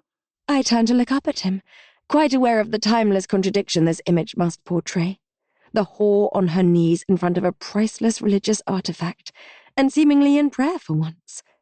It also strikes me that, in here, I'm not the most expensive of his possessions, nor am I the most recherché. He's removed his coat, but a camel cashmere scarf still hangs around his neck. His eyes are glittering, his nose red-tipped from the cold, and there's something about the loose-hanging scarf and the neat punctuation of his tie below his Adam's apple that evokes his former priestly self in whatever his vestments are called. But there is nothing priestly about the way he's taking in my naked body. Nothing priestly at all. If it's too much, tell me, and I'll go get dressed. I don't want to offend you. My voice is assured, unhurried. I have no intention of making myself feel as though I'm on the back foot here. This is a calculated move on my part after all. He doesn't reply, merely takes a step towards me, reaching blindly for the door handle and pulling the door closed behind him. From this angle, he looks huge, hulking. His presence looms over me, and I feel alone with him in a way I haven't yet. Not yesterday morning, and not in that vast hotel suite, certainly. That was a playground, and this is a priest's cell, confronting in its compactness. There's nowhere to run in here. It seems we have very different ideas about our morning practices. He deadpans, strolling over to the small sofa that takes up the entire length of the far wall. My eyes follow him as he whips off his scarf and peels off his suit jacket. After his initial profanity, his voice now gives little away, less than his actions, certainly. I thought perhaps we could combine them. You thought I should bury myself deep inside my beautiful, beautiful whore while I pray to the Holy Spirit for fortitude. He's turned to me and is unbuttoning his cufflinks. Very promising. I hold firm. I thought it might be a novel way to elevate the act of prayer. Elevate, not desecrate. Sometimes they can feel very alike. Don't I know it? He takes a few steps towards me, tossing a cufflink down on the table. You filled my water jug. Yes. Yesterday, when he showed me the horai, he explained to me how he washes his hands before praying, a practice harking back to his former lavabo ritual. Thank you, he says softly, dropping the other cufflink so it clinks against the wood of the tabletop, just next to the trio of condom packets I've laid out. It's always important to wash one's hands before touching anything this exquisite, isn't it? I stare up at him wordlessly, as he stands beside me and rolls up his cuffs. Their snowy whiteness is the perfect frame for the architecture of his body. That olive skin and soft, dark hair, the pleasing substance of his wrist bones, and the taut flecks of muscle in his forearms. I haven't seen him naked for over a month, which is probably why his little performance feels as erotic as a Victorian damsel unbuttoning her glove, so that her suitor can kiss her wrist, and a damn sight more ominous. Perhaps he's not prepared to admit verbally that he's on board with fucking me here, in his sacred space. Maybe he'll just show me instead. Besides, if I'm not mistaken, there's a definitive bulge growing beneath that flat stomach and shiny belt buckle. I watch as he pours the water in a steady arc, as it sluices cleanly into the metal bowl, as he sets down the jug and proceeds to wash his hands. Slowly, methodically. He's not ignoring me so much as silently accepting my presence, it seems. There's something pleasingly austere about the juxtaposition of his beautiful hands and this cold, clean water. No soap, no bubbles. This isn't an indulgence. It's an act of service. I observe the whole thing like an adoring puppy who's hypervigilant of her master's needs. It's only after he's reached for the pressed linen cloth and dried his hands with efficient strokes that he glances up at the clock before looking me in the eye again. Time to pray, I think. I suspect other women may have grown increasingly uncomfortable during this encounter. I, on the other hand, am perfectly content. Gabriel hasn't kicked me out, which means he's happy with, if taken aback by, my presence, my nakedness. I have visual proof that I'm affecting him. If anything, the past few minutes have felt like foreplay, if foreplay was a game of chess. I've made my move. He's had his deliberation time. Now it's time for him to make his move. Chapter 20. Gabe. Legs apart, I tell her as I come to stand behind her. Lean forward for me. If I thought she was dangerous on her knees for me yesterday in the middle of my office, in here she's downright lethal. I take in the sight of her, burnished waves and creamy skin, and the violin-shaped silhouette of her body that's surely as hardwired into our beauty-seeking parts as the Fibonacci sequence. Her bottom is pale and pert, and so inviting as to feel like home for my angry, pulsing dick. She obliges as if she's a good girl, and not the intoxicating little sacrileger that she is, and I sink slowly to my knees. The kneeler on this thing is generously proportioned, but it's a tall order to get two adults stacked one behind each other on it, and when I kneel, my wool-clad legs straddling her bare ones, it has the effect of pressing her front up against the wood and every perfect inch of her back up against me. I take a moment to drink her in. Usually when I'm in here, my mind is on the beautifully inscribed words in front of me and on the grace I seek. But today my senses are spilling over with the blessings of this beautiful woman. Instinctively, she tips her head to the left so I can lay my cheek against hers as I peer over her shoulder to the prayer book. I inhale luxuriously, her heady floral scent enveloping me. I already equate it with the most decadent kind of sex. My fingertips trail up the sides of her body with the lightest of touches, moving up over the goosebumps on her thighs, her hips, and lingering at the dip of her waist before I bring my arms up. An ill-advised glance over her shoulder shows me her breasts smushed together and two hard pink little nipples on full display. I set my elbows on the cap rail, so my arms are framing hers, and then I join my hands in prayer around hers. Her steepled fingertips are freezing. I cage her in more firmly, with the sensitive skin of my bare inner forearms against her outer forearms. She shivers in the cradle of my body, leaning back as much as she can against my chest. She feels tiny and fragile like this, and her shiver serves as a timely reminder that she isn't just the fierce warrior queen whose role she plays so convincingly, but a young woman who must have her own demons, her own insecurities, no matter how skillfully they're buried. Her taking this step, waiting in here for me like this, touches me in a way I can't quite articulate. The realization has me speaking more gently than I may otherwise have done when I begin to intone the opening to all the hours. Deus in adiutorium meum intende, Domine ad adiuvandum me festina. O God, come to my assistance. O Lord, make haste to help me. How fucking ironic that I should be praying these words while my body is wrapped around that of a young, shivering, perfectly naked woman for whose very presence, nakedness, I am paying through the nose. I recall our jokey conversation about St. Augustine yesterday at lunch. Lord, make me chaste, but not yet.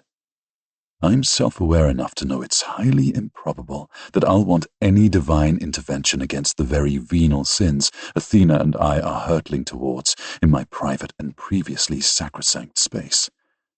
I pray the hymn of Terce aloud, pausing before I launch into the Psalms to whisper into Athena's ear. With my head turned a little, my lips brush the delicate shell of her ear. Did you know that Terce is essentially a prayer to the Holy Spirit, to ask for moderation and control of one's earthly passions? I can't see her smile, but I can certainly hear the pleased note in her voice. I did not. How fitting. Fitting. Horribly ironic, more like. Maybe your God has sent me to tempt you. Did you ever think of that? If he has, then I'm screwed. I allow my lips to linger in the hollow below her cheekbone for a moment, before turning to face the book. I don't need it as a prompt, and if I did, its ornate calligraphy would fall well short of easy legibility. At terse, I tend to say a selection of lines from the Book of Psalms that I know by heart, lines that bring me comfort and strength. Only as I recite them today, I feel every word as an admonition, as excruciating as if I were flogging myself as I recite them. Turn my eyes from looking at worthless things. Turn away the reproach that I dread. Let my heart be blameless. When I set this time aside in an otherwise full calendar, when I turned the handle of this door, my intentions were pure. This was to be my moment, in a life sliding alarmingly towards total secularism, to check in with God, to ask for His grace, to connect with Him, really. And now, with my senses as full of this naked temptress as my arms are, my prayers sound disingenuous to my own ears. I want it all. I want to commune with God and His Son and His Holy Spirit, and I want to bury myself deep inside Athena's body, a body that feels extraordinarily sinful, and yet has been created in God's likeness. It's a body so beautiful that I could happily never come up for air. I want spiritual rapture and bodily rapture, it seems. What would happen if I tried for both? God won't rain His wrath, His vengeance down upon me. This ancient manuscript won't combust into flames. He gave man free will for a reason. Keep your hands like that, I murmur, sliding mine down over her wrists, her forearms. I move further south, splaying my fingertips over the whisper-soft skin of her stomach and enjoying far too much the way the muscles below it contract under my touch. With my other hand, I stroke that silken nook running along the underside of her breast, and it seems to me that she braces for more. I pinch her nipple. She whimpers, and it's a rallying cry that has me rolling it, kneading her breast. So we're elevating my morning prayers, are we? I ask softly, and she hums her answer. Let's see. I let the hand on her stomach drag south, over the tidy strip of hair that covers her pelvic bone, until my fingers find her wetness. Dear me, you have been looking forward to this, haven't you? Such a greedy girl that you couldn't let me have my 15 minutes with God first. I wanted to see you praying. She gasps out as my fingers work their way past her clit to her entrance. That, sweetheart, is bullshit. You could have done that fully clothed from the perfectly good sofa over there. No, I think you wanted to feel me praying. Isn't that right? I'm so hard now it's ridiculous, and her yes is strangled as she grinds that delectable little arse against my cock and attempts to impale herself on my fingers. I continue to recite my psalms as I oblige, jackknifing a couple of fingers deep inside her body, while my other hand tends to her breasts, pulling and plucking at her impossibly stiff little nipples. Instruct me in your statutes, Lord, that I may follow them. She's arching in my arms, trying to spread her legs and getting precisely nowhere because they're caged in by mine. Fuck me, Athena. You're making it very difficult for me to concentrate, I growl before nipping at her jaw. It's true. My soul has officially gone offline, and the only thing my chimp brain can focus on is how tight, how slippery her cunt feels around my fingers. I absolutely have to replace them with my cock. I pull my fingers out and get unsteadily to my feet before hauling her up and turning her to face me. She gazes up at me, eyes glazed and cheeks flushed, and it once again hits me how extraordinarily perfect she is. If I ever had any doubts that this little minx wanted more from me than just a hefty salary, those doubts are ether now, and it causes me to wonder just how much further I can push her, how much further she wants me to push her.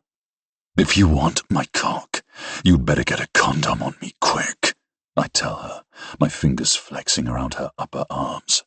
I want your cock, She snaps back. And then she's biting her lip and wrestling my belt and zipper open with none of her characteristic finesse. When she has my erection exposed and free, she rips a foil packet. We both watch as she rolls the condom on, and it takes every remaining trace of discipline I have not to push her down to take it in her mouth. Stand up on the kneeler, I command. Bend over. Brace your hands on either side of the display case. I need this fast and hard. Her face collapses a little at that last part, like it's the best thing she's ever heard. God, yes, me too. I take a step back, my trousers and boxers around my ankles, so I can enjoy the visual feast that is Athena stepping up onto the kneeler, bare feet apart, before folding herself elegantly forward so her stomach rests on the smooth ledge of the cap rail and her palms hit the table just beyond it. That's it. I place a palm on each perfect white cheek, spreading them so I can enjoy the sight of her well-prepped cunt, pink and glistening and inviting, and the darker, more forbidden hole above it. If anything is forbidden when it comes to this woman. I grab my cock for the first time since I entered this most excellent trap and allow myself to trace a line with the tip down through her folds. The breath she lets out is shuddery. Oh, God. Praying now, are we? I notch myself at her entrance and take her hips, and Christ is the feeling of wedging myself inside her, an earthly paradise so sublime it could have me forsaking any more illustrious versions of heaven. I grunt out the next lines of today's psalm, the act of sullying these holy words only making my physical pleasure keener, sharper. Before I was afflicted, I went astray, but now I keep your word. The irony. Fuck. I've bottomed out in her. I pause for a second to wallow in the sheer delight of it. Athena's groan telling me we are both very much on the same page. I pull out and really let her have it, keeping one hand gripping her hip while I use the other to burrow under her arm and find one perfect breast. I'm a man lost to everything but his basest needs and to this beautiful, writhing woman's ability to speak to them. The white-hot ecstasy coursing through my veins feels like the most lethally addictive opioid, a drug so strong I know it will pull me under and fill my lungs with its glorious toxins. We come together like this, with me rutting into her with every animalistic urge I have and grunting out the basest, most transgressive take on psalms penned by King David himself and meant for the glory of God as she swallows my prayers with her cries. I'm quite certain I've desecrated the office of terse on this January morning, but fuck if it doesn't feel like the kind of exaltation most sinners will never know. Chapter 21. Athena. If you want me to stop, you really are going about it the right way. Gabriel murmurs against my clit. I pant against the smooth white sheets of our discreet bedroom in Claridge's, willing myself to stop wriggling. This is absolutely not the type of establishment to rent rooms out by the hour. But it turns out it absolutely is open to accommodating local businessmen who choose to make a permanent standing room reservation. All the more convenient for said businessmen to get their assistants naked and begging in their lunch hour. I send up a mental prayer of thanks to the efficient George, even as I grit my teeth with frustration, my hands flexing uselessly in their silk ties. I didn't know former priests could also be sadists. A little laugh against the skin of my thigh. Oh, they absolutely can. And they're definitely masters of being masochists, which is why I'm not balls deep inside you already, sweetheart. He uses 2 fingers to part the lips of my pussy so fully that even the warm whisper of his breath on my flesh risks sending me over the edge. Now tell me just one of your favorite memories, and I'll let you come, and all this misery will be over. Ever since I ambushed him in his prayer room last week, something has flipped. It's as though he's let himself go willingly to the dark side with me, as though he's yielded to that inexorable downward pull I represent towards a dark underworld that in his previous life represented mainly a threat to his parishioners. What that has meant is that he started to take the lead more in our sexual relations. Whether it's because he finally understands that I'm giving him permission, or because he's finally given himself permission, I'm unsure. Neither am I complaining. Except for now, when this orgasm is as alluring and as inaccessible as the mirage of an oasis in the desert. He has me naked and trussed up, spread eagle style, on an oak four-poster in Claridge's. Our new arrangement lessens the risk of us being caught at work and allows us to get far more adventurous, though I'd argue that sex on a wooden prie-dieu was pretty enterprising of us both. He's naked too, a beautifully wrought arrangement of tanned skin and hard muscle and dark hair crouching over me as he toys shamelessly, relentlessly with my body. I need him to let me come, and then I need him to lay all that delicious weight over me and crush me as he fucks my brains out. He, however, has other ideas. He's a seasoned CIA operative to my detainee. Only his favored intelligence harvesting technique is orgasm denial. I've signed NDAs, I say weakly. Don't care. I don't need names, just generalizations. He slides a single finger so slowly, so carefully inside my body, and it's nowhere fucking near enough, and I just want to howl. I'm still plumbing the depths of you, Athena, and I feel like I haven't even started. He's not talking about the depths his finger is exploring in such a torturously leisured way. He's talking about the depths of me, and my sex drive, and my tolerance for depravity. And I get it, because I know he feels on the back foot with me. I know he feels out of his depth, like the sex we've had so far has been firmly in the shallows. I won't admit it to him, but a part of me feels conflicted. I was pretty open with him at that interview dinner, but I understand that I've operated in environments he can't even dream of. He knows I'm dirty, but he has no idea, really, of the things I've done over these past few years while with Seraph, of the kinds of men I've been with. And there's some small, dark part of me that doesn't want this former man of the cloth judging me for that. It's as though he can read my mind. I want to go places with you, if that's what you want. I want us to have some fun with this. I'm still trying to map you. In the end, it's this sweetness, this vulnerability that hits the spot. A beautiful man taking the time to map out the lush kingdom of a woman's desires is the dream, and Gabriel is offering to chart the heady highs of my dreams and the verdant valleys of my desires, and possibly even the caves where my kinkiest fantasies lie. Caves that may from the outside look dank and moss-laden and forbidding, but are, when an intrepid explorer shines a light on them, beautiful inside, incandescent even. Because when my desires are illuminated, they cease to be dark caves and instead become softly radiant rose quartz formations, and milky selenite columns, and blood-like garnet, and swirling emerald malachite, and even amethyst geodes, their violet reflections as richly pigmented as light filtered through stained glass.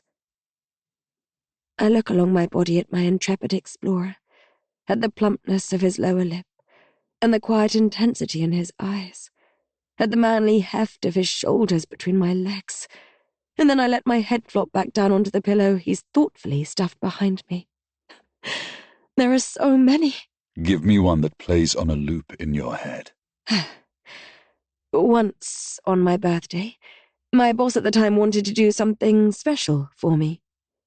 It was my first boss, a kinky fucker who worked me hard. Go on. He stripped me naked and blindfolded me and put a big red bow around my neck and tied me to a high stool, a bit like the one you used in that hotel suite. And he invited some of his mates and business associates into his office at lunchtime. I pause, remembering how confronting and fucked up and indescribably arousing it was. He had a table next to me, covered in loads of sex toys, and a sandwich board, like the ones you see in hotel lobbies telling you where your conference is. It said in big letters, "It's my birthday. Make me come. Silence. Gabriel shifts on the bed, his finger flexing inside me. Jesus Christ, love. And they did. They certainly did. The memory of that day crashes over me, a wave of disbelief and wonder at the things my boss let them do to me, the things I let them do to me. It has my desperate arousal ratcheting up impossibly further. I feel as though every inch of my skin is on fire. I ache everywhere. I want Gabriel to make me come, but if he could find 10 friends to help him, then that would be excellent. And you were okay with that? Weren't you scared? Did they treat you well? There's concern in his voice, but the gruffness I hear tells me this is turning him on far more than he'd like it to. I was terrified at the start, I admit. I was worried it would be really overwhelming, and it was, obviously. But I was also so aroused. I was whipped up into this whirlwind of anticipation, and it was just so incredible. I really trusted my boss, and he was engineering the whole situation, and they all knew my safe word, so, yeah. That's one of my dirty little secrets. Best birthday ever. It really was. The fact of being naked and spread open for these powerful men to play with in the middle of the working day, to be the only person they were focused on, to be a body with a set of holes that they were allowed to tease and fuck with all manner of silicon toys, so that I came over and over and over. That was a cave of amethyst and labradorite and quartz, the subspace that followed as blankly, blissfully tranquil as the ocean bed. Apparently, I'm not the only one affected by my sordid little story, because he extricates his finger and crawls up my body, laying his weight on me. His latex-sheathed dick jerks between us, and the way he's pressing down on my pelvic bone is really fucking unhelpful. But it's his face that's the most distracting thing of all. Those black-lashed eyes, that plump lower lip. I may be the whore in this room, but he looks like sin. So you loved it? He mutters, his gaze dancing over my face. Mm-hmm. Ever been gangbanged? Yep. He closes his eyes for a brief moment, as if drawing strength from some inner well before fixing them on my mouth. Let me guess. You loved that too. I adored every second of it. Clearly, I need to up my game. He braces on one arm and reaches between us, so he can position his dick at my entrance. The feel of that bluntness poised against me has me inhaling shakily. They warned me, you know, your previous employers. It's in your references, how much you love dick. He pushes inside me desperately, without finesse, as if he won't survive a single second more outside my body. His groan is so low, so male, and the sensation of him filling me up as I lie here, spread-eagled and helpless on this bed, has me on a precipice. I love that he's compiling his filthy mental dossier on me. I love that each new insight may be making him bolder, braver, giving him more ideas for how to profane me. I want him to feel like he has carte blanche to do with me as he pleases. Because yes, I love dick. There is no denying that. He bottoms out in me, and there's a moment where we simply stare at each other. Restraints aside, this is pretty vanilla fucking, especially in light of the story I just told him. But nothing about the way he lowers his mouth to mine and kisses me feels vanilla. I suppose it's because we're both so hopelessly aroused by the image I've branded onto both of our brains. But having his tongue in my mouth and his dick in my pussy feels like exactly the right amount of overwhelm. Forget blindfolds and faceless guys and silicon toys. For some unknown reason, Gabriel Sullivan is hitting every spot in this moment, in this luxurious, light-filled hotel room. He releases my mouth and braces on his forearms, so he can start to move inside me, every thick stroke of him teasing me higher, our eyes locked. But with my legs outstretched like this, I can't tilt my pelvis enough to get the friction I so desperately need against my clit, and I let out an involuntary squeak of frustration. He halts immediately, his dick pulsing inside me. What's wrong? It's nothing. I trail off. Sometimes, in the heat of the moment, it's easy to forget quite how much these men are paying for the privilege of fucking me. For 6 figures a month, I can suck it up and forego the occasional orgasm. Tell me. He puts his weight onto one arm so he can slide a hand over my breast, and I shiver. We're all good, I promise. His look tells me he's not buying it, but he pulls out slowly and slams back in, and I grimace as I try and fail to roll my hips. I'm so turned on that it's impossible to focus on anything else but my shimmering, elusive orgasm. He stops again immediately, looking between our bodies. You can't come like this. I can come on my back, just not with my legs stretched out like this. Fuck, I'm so sorry. He looks utterly horrified, and I hasten to reassure him. Gabriel, I'm your employee. This is precisely what you're paying me for. This is about you, not me. With a grimace that tells me what he thinks of that comment, he reaches between us to secure the condom and pulls out of me, scooting down the bed and untying the silk ties with rapid tugs. Once both of my legs are free, he turns to crawl over me again. I bend my legs luxuriously, the soles of my feet sliding over the cotton sateen of the sheets, and he snags one ankle, cuffing it, before sliding his hand up my calf, my thigh. He opens his mouth, hesitating before speaking. You are, without a doubt, the most beautiful woman I've ever had the privilege of being inside. You're probably the most beautiful woman I've ever laid eyes on, in fact. I look at you naked and I just know that you were created in the likeness of God himself. Every single hair on your head is astonishing. So you honestly think I could fuck you without caring whether you're enjoying yourself? I stare at him wordlessly, unclear as to why my eyes are beginning to sting. His face is so full of intent.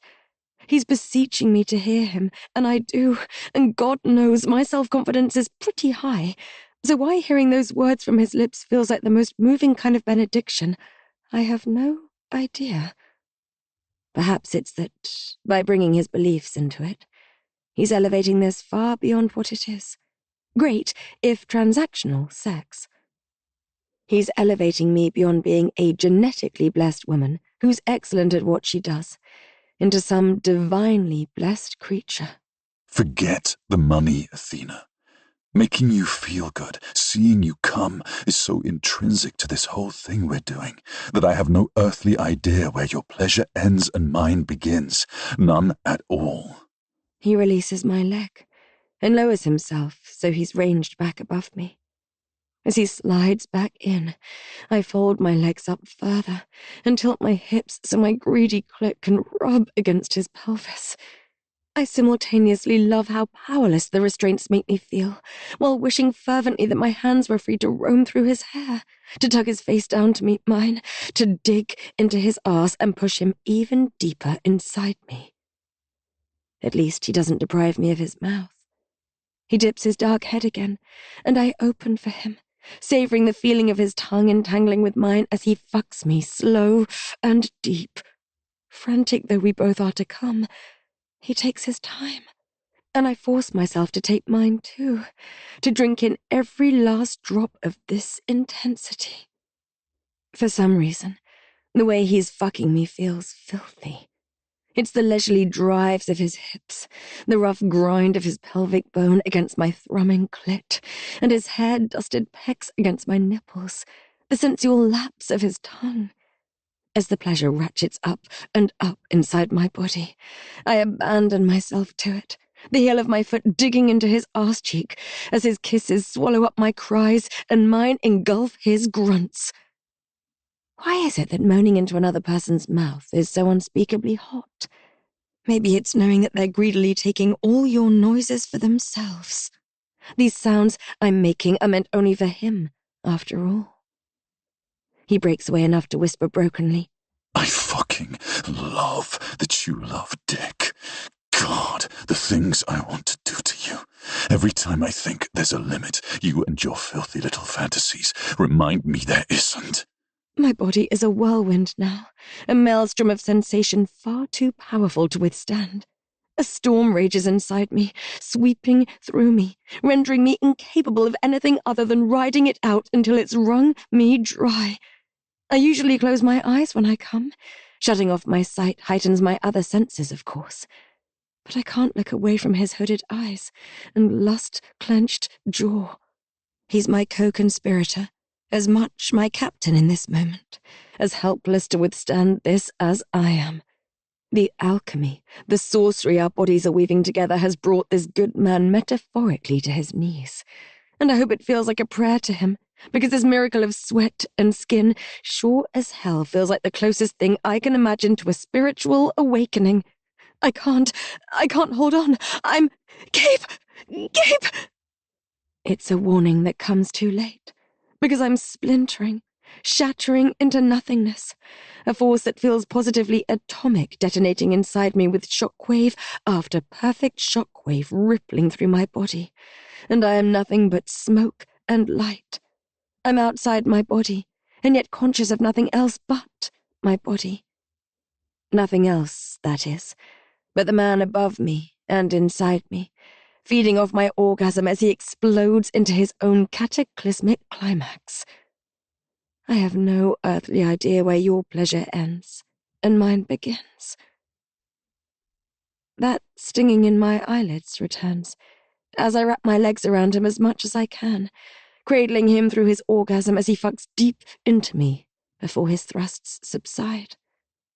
He holds himself there, and I turn my head to the side as he buries his face in my neck, peppering my skin with kisses.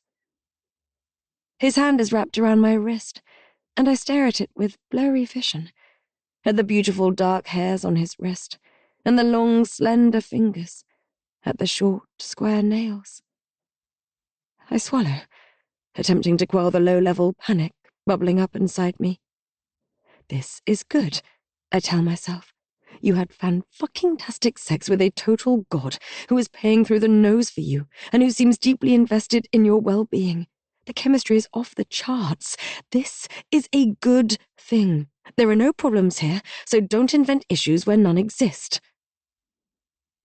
I'm quiet as he tugs at the sashes around my wrists, pulling the bows open easily, and collapses next to me, pulling me towards him. I go willingly, rolling onto my side and burying my face against his chest, as I attempt to get a handle on this perplexingly emotional reaction I'm having to an excellent fuck. He throws a leg over me and bands an arm around me, his palm pressing between my shoulder blades to keep our bodies flush. It's not until our breathing has regulated that he murmurs, I really liked it when you called me Gabe. Chapter 22. Gabe. Have a seat. There's something I want to show you. I pat the edge of my desk, just next to me, scooting out of my chair as I do. Athena laughs as she rounds the desk. Again? I shake my head, unable to stop my grin. The young woman in front of me is flawless, in a fine black sweater, a slim-fitting black leather skirt that hugs her hips enticingly, and what can only be called fuck-me boots. She's always the epitome of class. She's probably the best-dressed woman in the entire firm, so no one would believe I had that shiny ponytail wrapped around my fist this morning as she sucked my cock under this very desk. Nobody but me, that is, and I'll never forget it. Something else, I tell her, as she perches elegantly on the edge, crossing her ankles. I hand her a large cream envelope with the alchemy crest embossed in the corner. Take a look at this. This is an invitation, issued only to a small subset of alchemy members, bearing a moody photograph of an ancient mist-shrouded castle and embossed with 2 words in gold foil, Prima Nocta. As she turns it over and slides out the thick piece of card, I watch her intently for a reaction. She's still pretty implacable, when I don't have her on the brink of orgasm, that is, but I'm getting to know her tells, and I'm dying to see what she thinks of this invitation. Since she recounted that absolutely filthy tale a couple of weeks ago about her birthday treat, if you can call it that, from her old boss, I've been in something akin to emotional turmoil. Sex with Athena is gratifying beyond anything I could have imagined, and she seems to enjoy it too. But I knew when I hired her that she had what appeared to this former priest to be perilous appetites, and it seems I'm terrified that I alone won't satisfy her as much as she needs and deserves. I'm terrified she'll walk. It's true that she's got stuck into her work here with the skill and low-level aggression I'd expected, and she's mentioned a few times that she's far happier here than she was in her former position. It seems inconceivable that the steady string of orgasms I deliver to her on a daily basis are anything but real. But I have to remember that she's exceptionally good at what she does. If she wasn't satisfied, I wouldn't necessarily know. The safest option is to keep up with her, to anticipate those very particular needs she has, and to fulfill them. It may be a straightforward strategy, but it's bloody terrifying. So it's with some wariness that I watch her now, hoping I haven't misjudged this situation. She takes the invitation in with narrowed eyes. It arrived earlier by courier, but Cal, one of Alchemy's co-founders and their head of events, mentioned it to me in passing a few days ago when I was at the club. It was a chaste evening, drinks with the boys only. I have absolutely no need for the playroom these days. Prima nocta. This is an event they're doing? Yeah, they've hired out some Norman castle in Essex for it. It's their first big themed pop-up in the UK. Sounds like it'll be very Game of Thrones. It also comes with a price tag that would cover a family home in most parts of the country, but I'm not about to tell her that. Are you familiar with the concept? She looks up then, and the dazzling smile she shoots me leaves me in no doubt at all as to her views on the topic. Jus primae noctis is the correct term, she says, and I nod. The law of the first night. Got it. She's still smiling. The French call it le droit du Seigneur, the right of the Lord. I've always found that hot as fuck. Tell me about it, I say. The small amount of Googling I've done has made me seriously uncomfortable, but this isn't about me. Well, there's absolutely no historical evidence that it was an actual thing, but it's amazing how much it's come up in different cultures, all the way from ancient times to medieval. The Irish have mentions of it, the French, the Chinese, the ancient Greeks, Gilgamesh, even the Holy Roman Empire. I'm unsure whether to be impressed by Athena's encyclopedic knowledge, or deeply unsettled by her familiarity with this kinky rabbit hole. Go on. Can I touch you? She frowns. Of course. Every time I want to lay a finger on her, I ask her first. Every time she reminds me I can do what I like. I'll never stop asking. I slide my hand under the hem of her skirt and stroke her knee through the fine nylon of her stockings. Tell me what turns you on about it, and then I'll tell you what they've got planned. Her face lights up like a child at Christmas. The bare bones of it are pretty horrific, actually. It supposedly gave kings or overlords the right to bed the brides of their serfs on their wedding nights, or whichever ones they fancied the look of anyway. And that does it for you. It's not a question. She sinks her teeth into her full pink bottom lip before answering. The fantasy version does anyway. The idea that I'm some innocent virgin who has no clue about sex and is supposed to marry some useless serf, and then he takes me to his lord's castle. But the lord drags me off and ravages me however the fuck he wants. And he just takes and takes because it's his feudal right and shows me what it can really be like. My God, it's the dream. She actually flushes, right there on my desk, and I can see what a powerful fantasy this is for her. Maybe, just maybe this is something I can give her. Something that her gang-banging, sex-toy-toting bosses of old can't. I slide my hand up her inner thigh. I have to say, she paints a far more alluring picture of the whole thing than that horrifying Wikipedia page did. With a few effortless brushstrokes, She's painted a picture I didn't know to want until now.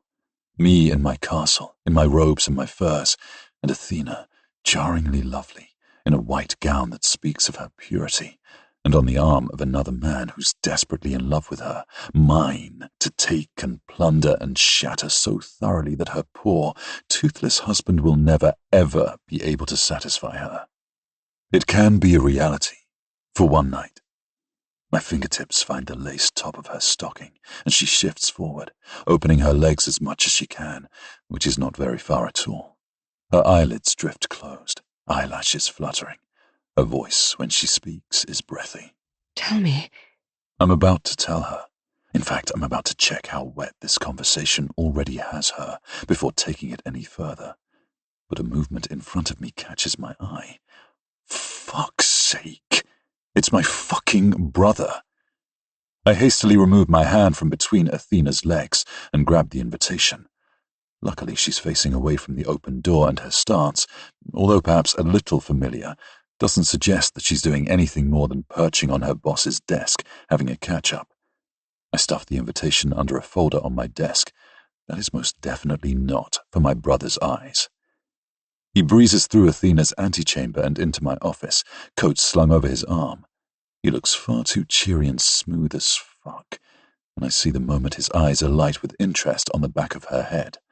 I also clock the moment she turns to see who's interrupted us, and Brendan's face goes from curious to downright feral in half a second. Again, fuck.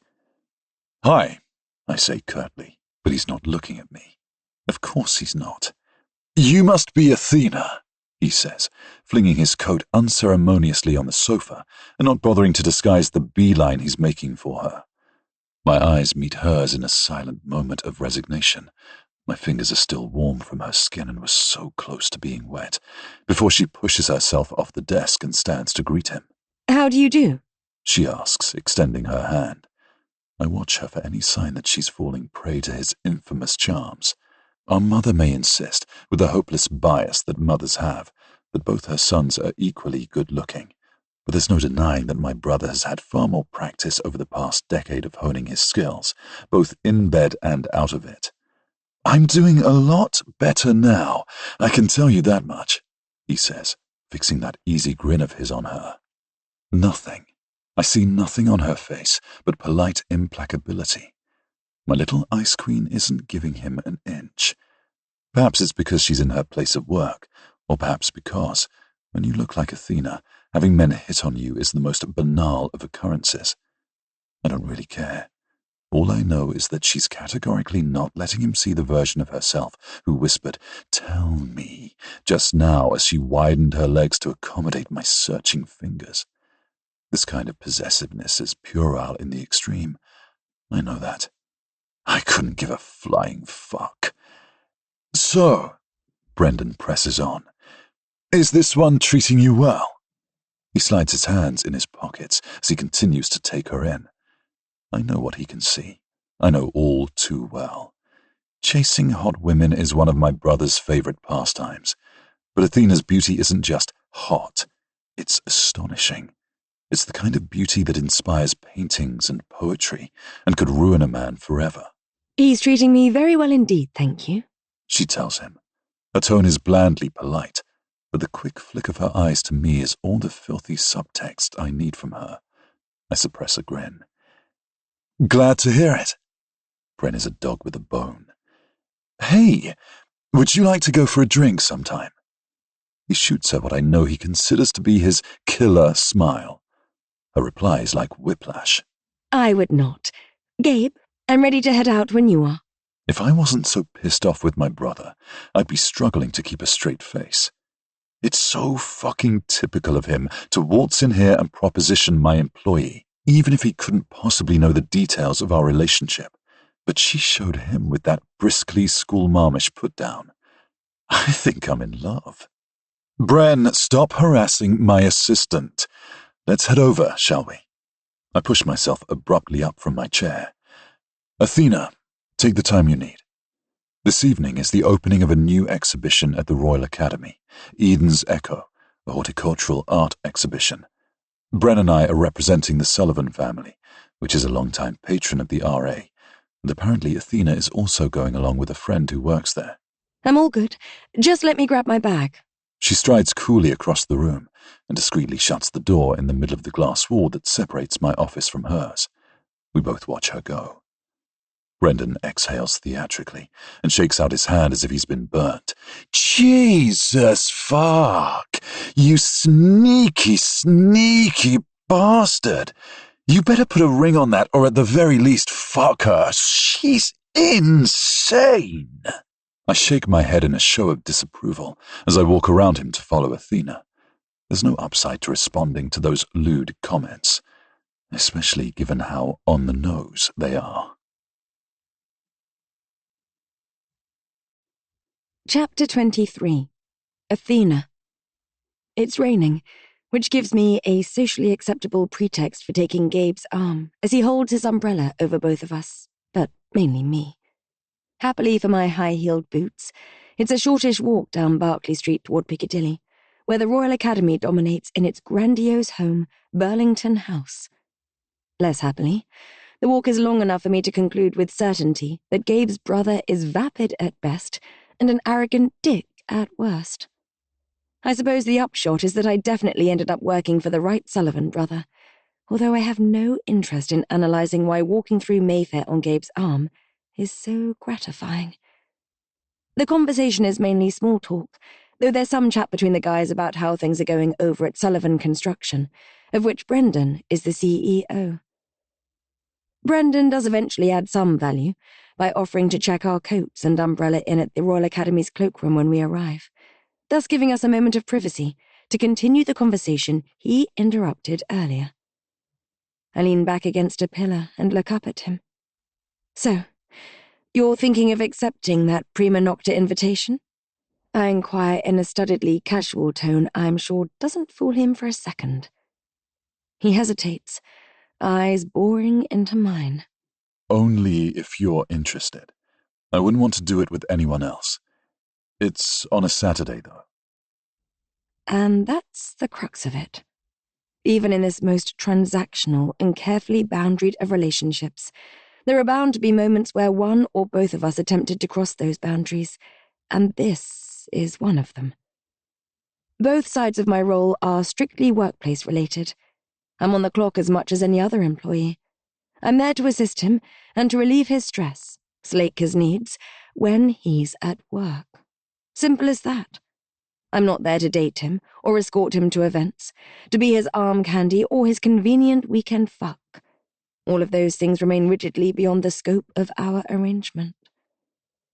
You could argue, though, that this explosive, fearsome chemistry between us should also lie beyond the scope of our arrangement. Satisfying my employer is one thing, as is tolerating him and getting off on our dynamic. Being moved to tears and snorting the scent of his skin as he holds me after sex are other things entirely.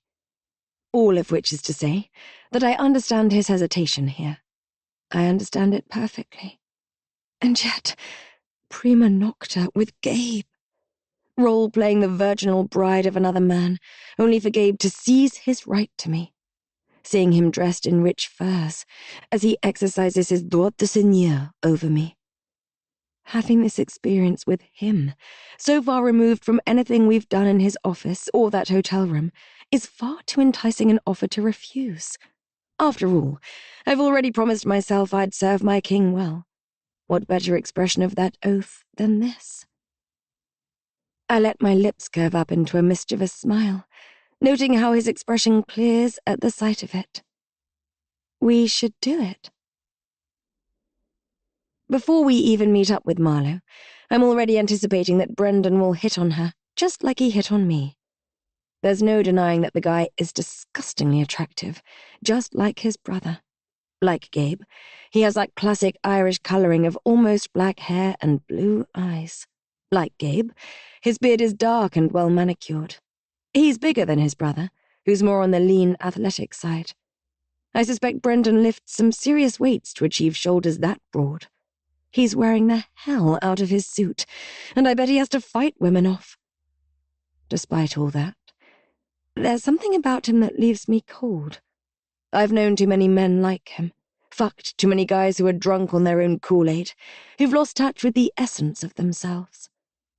The false gods of wealth and power can be both glittering shields and unreliable mirrors, which makes me marvel all the more at the integrity, the humility that Gabe exhibits every day. It seems his faith has him moored in still waters. I've been wandering around the exhibits with Gabe and Brendan. I've spotted Marlowe from afar a couple of times, but she's firmly on duty, schmoozing with patrons of the RA. It makes me reluctantly glad that I didn't come along by myself. The paintings themselves are wonderful. Monet's garden at Giverny was, of course, the starting point for this Eden's Echo exhibition, but the RA has flexed its considerable muscles in borrowing pieces from Bonnard and Lucidaner, Nolde, and Sorolla. While I've been fortunate enough to see some of these paintings in their permanent homes around the cultural capitals of Europe, there's a deep gratification in seeing them clustered together to provide a joyous explosion of florals and colours in one of the bleakest months of the year. I find myself slipping into curator mode as we peruse the exhibit. I'm talking Gabe and Brendan through a lovely oil of Louis Comfort Tiffany by Sorolla, one I've never seen in the flesh before, when Marlowe catches up with us. Her long blonde hair is gathered up in a low, artfully messy bun with escaping strands, and she's wearing a maxi dress printed, appropriately enough, with winter florals that I bought her for Christmas. As usual, she looks ethereally, naturally beautiful. I hold my champagne flute off to one side so I can hug her. She has a pretty pink flush on her face that tells me she's in her element. Her role as mother to Tabby is by far the most important role in her life, but it's as grueling as it is pleasurable, and it takes its toll. Seeing her here this evening with her work hat on makes me really bloody happy. It's gorgeous, I tell her, just gorgeous. But she's looking beyond me, mischief dancing in her blue eyes, and I know she's dying for an introduction to Gabe. I sigh and relent. Marlowe, allow me to introduce my boss, Gabriel, and his brother, Brendan. Gabe extends his hand and steps forward with a smile I know is as genuine as it is warm. It's a smile hewn from years spent greeting parishioners and making the most marginalized, the most destitute feel welcome. Gabriel, so good to meet you, Marlowe. I've been dying to meet you, she confesses to him with a sideways grin at me, and I roll my eyes. That's quite enough of that. And this is Brendan. I gesture his way, bracing myself for some sleazy line. But he's staring at my best friend with what looks like shock, his mouth hanging slackly open. I frown at him, but Gabe beats me to it, nudging him lightly on the arm. Bren, mate. Brendan jolts, some champagne sloshing over the edge of his flute and onto his hand. He swears softly before finally, tentatively, extending his unscathed right hand to Marlowe. When her hand closes around his eyes actually flutter shut for a moment. Lovely to meet you, Brendan, she says with her usual friendly ease. Yeah. Hi. This is the guy who propositioned his brother's employee within 10 seconds of meeting her. This is the guy who spent the past half an hour swaggering around the Royal Academy like he owns it, and flashing his predatory grin at every female with a pulse. So who the fuck this version of him is, I have no clue. Chapter 24. Athena. This model of fucking at work isn't just time-efficient for Gabe. Yes, he has me calling him Gabe now. It's working very well for me, too. I get an excellent orgasm or two during office hours, and it means I can spend my evenings getting to grips with my new EA role, instead of swiping right or hitting up bars so I can get laid. God knows, I need all the time I can get to do a deep dive on this foundation thing. I've spent the past few days pulling together a detailed briefing pack for Gabe, ahead of his meeting with Eleanor and Torty. The proposed agenda is to take the first steps towards implementing a formal foundation structure under the umbrella of Rathmore. But I'm damned if I won't provide Gabe with as much detail, as much analysis as humanly possible. His parents and brother and sister will be in attendance too, giving him 4 more reasons to bring his A-game. If I'm right, the old guard won't fail to underwhelm with their proposal, which makes me intent on arming my boss with as compelling a counter-argument as possible. My instincts tell me that Gabe's background of community stewardship and pastoral care will give him a very different vision of his future foundation from the one Eleanor and her cronies present. And guess what? I'll bend over backwards to make his vision a reality, even if I suspect I'll have to intervene on occasion to ensure he doesn't give every last penny away. There's a way to do this that's hard-headed and practical, while being innovative and sustainable, and I already feel excited about the idea of being in a position to affect change for good. I'll throw every single thing I learned during my time as a management consultant at this, that's for sure. In the days before the meeting, I run myself ragged, hunting down the owners of every last piece of information I need, and seemingly interacting with most of the estate management team in the process. The brief Gabe has given me is limited to compiling current state analysis, that is, a picture of where things stand right now. But I'll be damned if I don't go back to him with all the extra material he didn't know he wanted or needed. And that's precisely because the current state analysis makes for bleak reading. I've mapped, with difficulty, the places to which the Sullivan family donations are currently going, and the picture is piecemeal as fuck. I've compiled an audit of all their current charitable initiatives, as well as historical giving platforms under Gabe's father. I've got to grips with the current decision-making process, where charitable donations are concerned, in a nutshell, random, and I've proposed a list of inefficiencies that I see with the process. To be honest, the only real area that isn't inefficient is taxation. Rathmore's charitable endeavours seem to be an exercise in optics and offsetting tax, and little else. It's not that the family doesn't give away a lot of money. They really do. It's simply that their giving appears spontaneous and reactive, and the very opposite of strategic. By virtue of the insane value of the land this family owns, it's one of the biggest landowners in the UK. It has an incredible opportunity, not just to part with money, but to transform entire communities and create an innovative blueprint for responsible land ownership around the world. If I'm being completely honest with myself, the fact that they're even contemplating doing this in-house is insane. With the amount of money in play, they should absolutely be farming this out to Bain or McKinsey or another bulge bracket management consultancy firm. Any of these guys would lose their shit over this opportunity. I should make this clear to Gabe, and I will. Just not yet. I want a chance to sink my teeth into this first. If my first impressions are correct, the bar for making an impact on this front is very fucking low. In the end, my brief to Gabe extends far beyond its initial remit. I complete my current state analysis, dismal, and then some.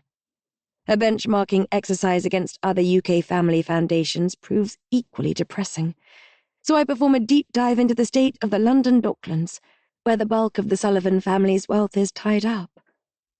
This land in southeast London is incredibly valuable, but, as George pointed out, far less developed than the likes of Kensington and Chelsea, the preferred base of the aristocracy for centuries. By contrast, the Docklands are home to some of the most diverse and deprived boroughs in the entire UK. I pull a ton of demographic data on the Docklands, and it makes for tough reading. One of its more infamous boroughs, Tower Hamlets, has one of Britain's highest incarceration rates and highest proportion of social housing. Its green spaces are woefully inadequate. This is a dream of a regeneration project across all fronts. It's not all bad news. The grassroots efforts in some of these communities are truly inspiring. There's hunger and activism, and a real screaming need for change. And while I'm sure there's no one in this firm more conscious than Gabe of the struggles the poorest people face, I also suspect his experience has left him ill-equipped to effect change at any scale greater than the parish level.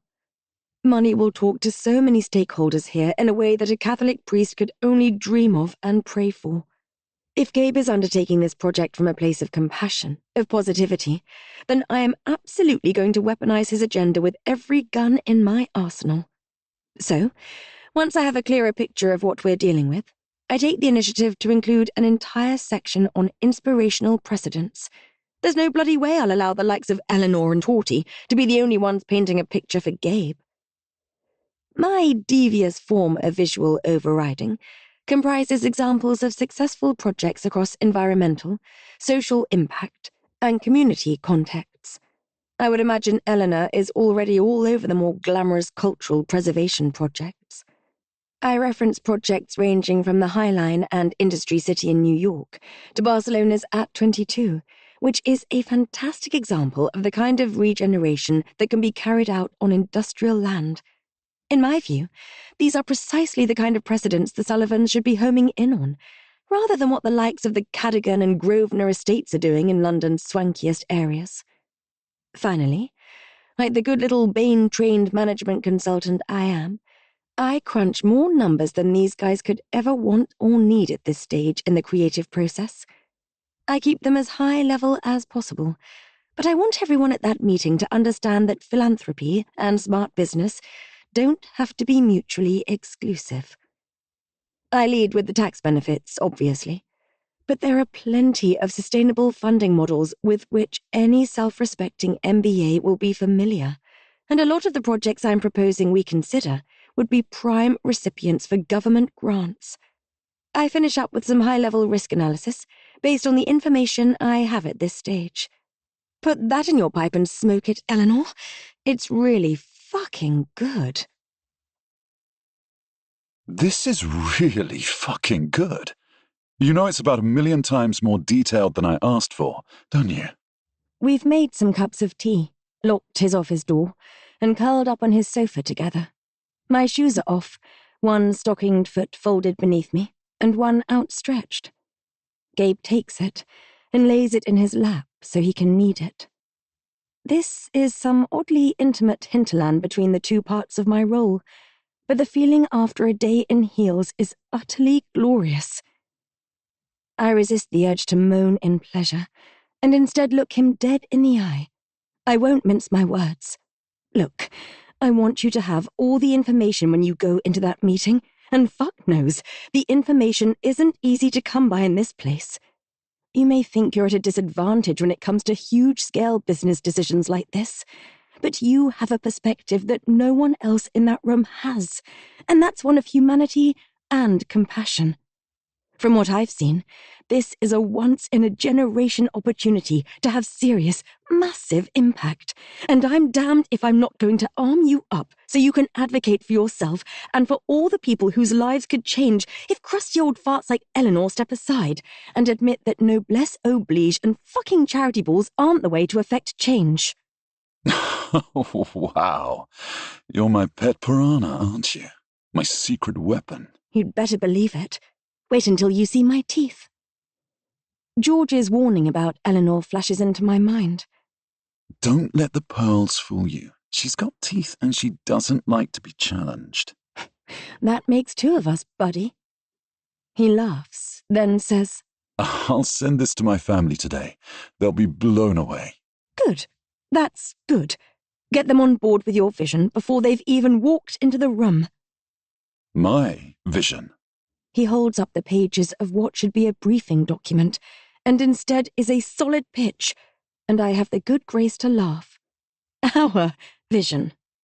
That sounds more accurate. But I reckon Dad'll love this stuff. He grew up on the Dublin docks. He'll get it. And your mother? Oh, God, that's good, I moan as his thumb circles my instep hard. He lays the briefing document down and circles my ankle with his other hand.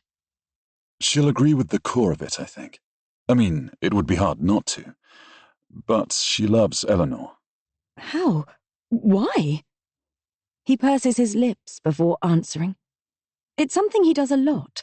He's never in a hurry, never one to say something without measured consideration. Validation, I suppose.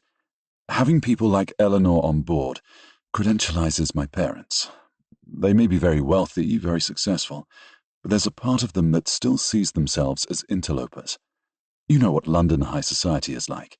It's a melting pot of old money and new.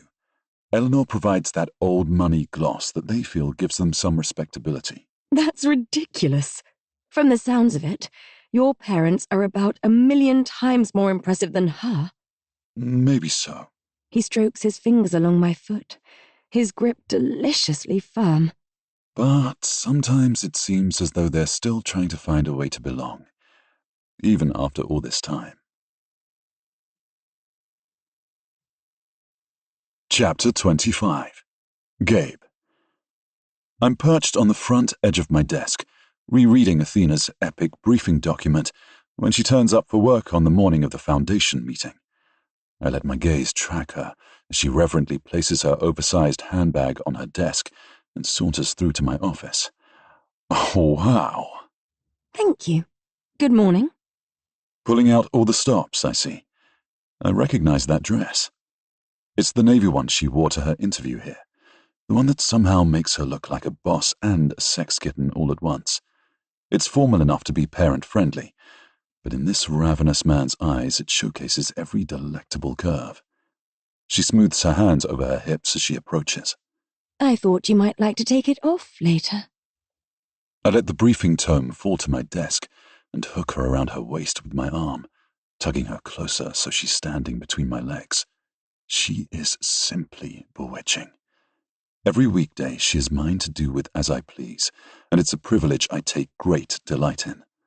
That said, the more we mess around, the deeper I fall into this yawning abyss of need. Every fuck, every intimacy feels like a silken strand of Athena's web, ethereal-looking but alarmingly strong, and this little fly is as disinterested in resisting as he is powerless. We're almost nose to nose. Actually, I'd like to take it off now. I'm feeling antsy, I suppose. I rarely enjoy these sit-downs with my family. I'd like to take the edge off. I run my fingers down the length of her exposed zip until I can cup her arse, and she tilts her head so her lips are against my ear. Her voice is low, seductive. Not on your fucking life. I jerk back. She's never once declined my advances since she started here, and she's perfectly entitled to, obviously. I just didn't see it coming. Not from her body language. No. Gabe, if you think I'm going to let you throw away that edge before this meeting, you're sorely mistaken. You need to hold on tight to whatever edge you have with both hands. She slides a hand around the nape of my neck. Think about it. You're like a happy baby bear when you've just had an orgasm. An entire SWAT team could rampage through this place after you've come, and you'd be totally oblivious. There's no way I'm letting you go in there like that. I stare at her in disbelief. That's not true. She smiles sweetly. Oh, darling, it's very true, and very endearing. I distinctly remember you telling me at our first dinner together that one of your services is fluffing your bosses before big meetings. I counter mulishly. I'm not letting this go. Not unless she tells me she doesn't want this, in which case I'll obviously drop it immediately. She throws back her head and laughs. You're so right. I did. But some guys get off on that. It gives them extra big dick energy to swagger into a meeting, knowing they've just railed their assistant. It gives them an edge. That's not you. She jabs me in the pec. You'd let everyone walk all over you if you went in there having just shot your load? I scowl at her, which is childish, but I'm absolutely not about to admit that she's right. Probably even more childish, come to think of it. Instead, She licks her lips sensually. you should walk in there thinking about the kind of prize you might get later if you smash the meeting.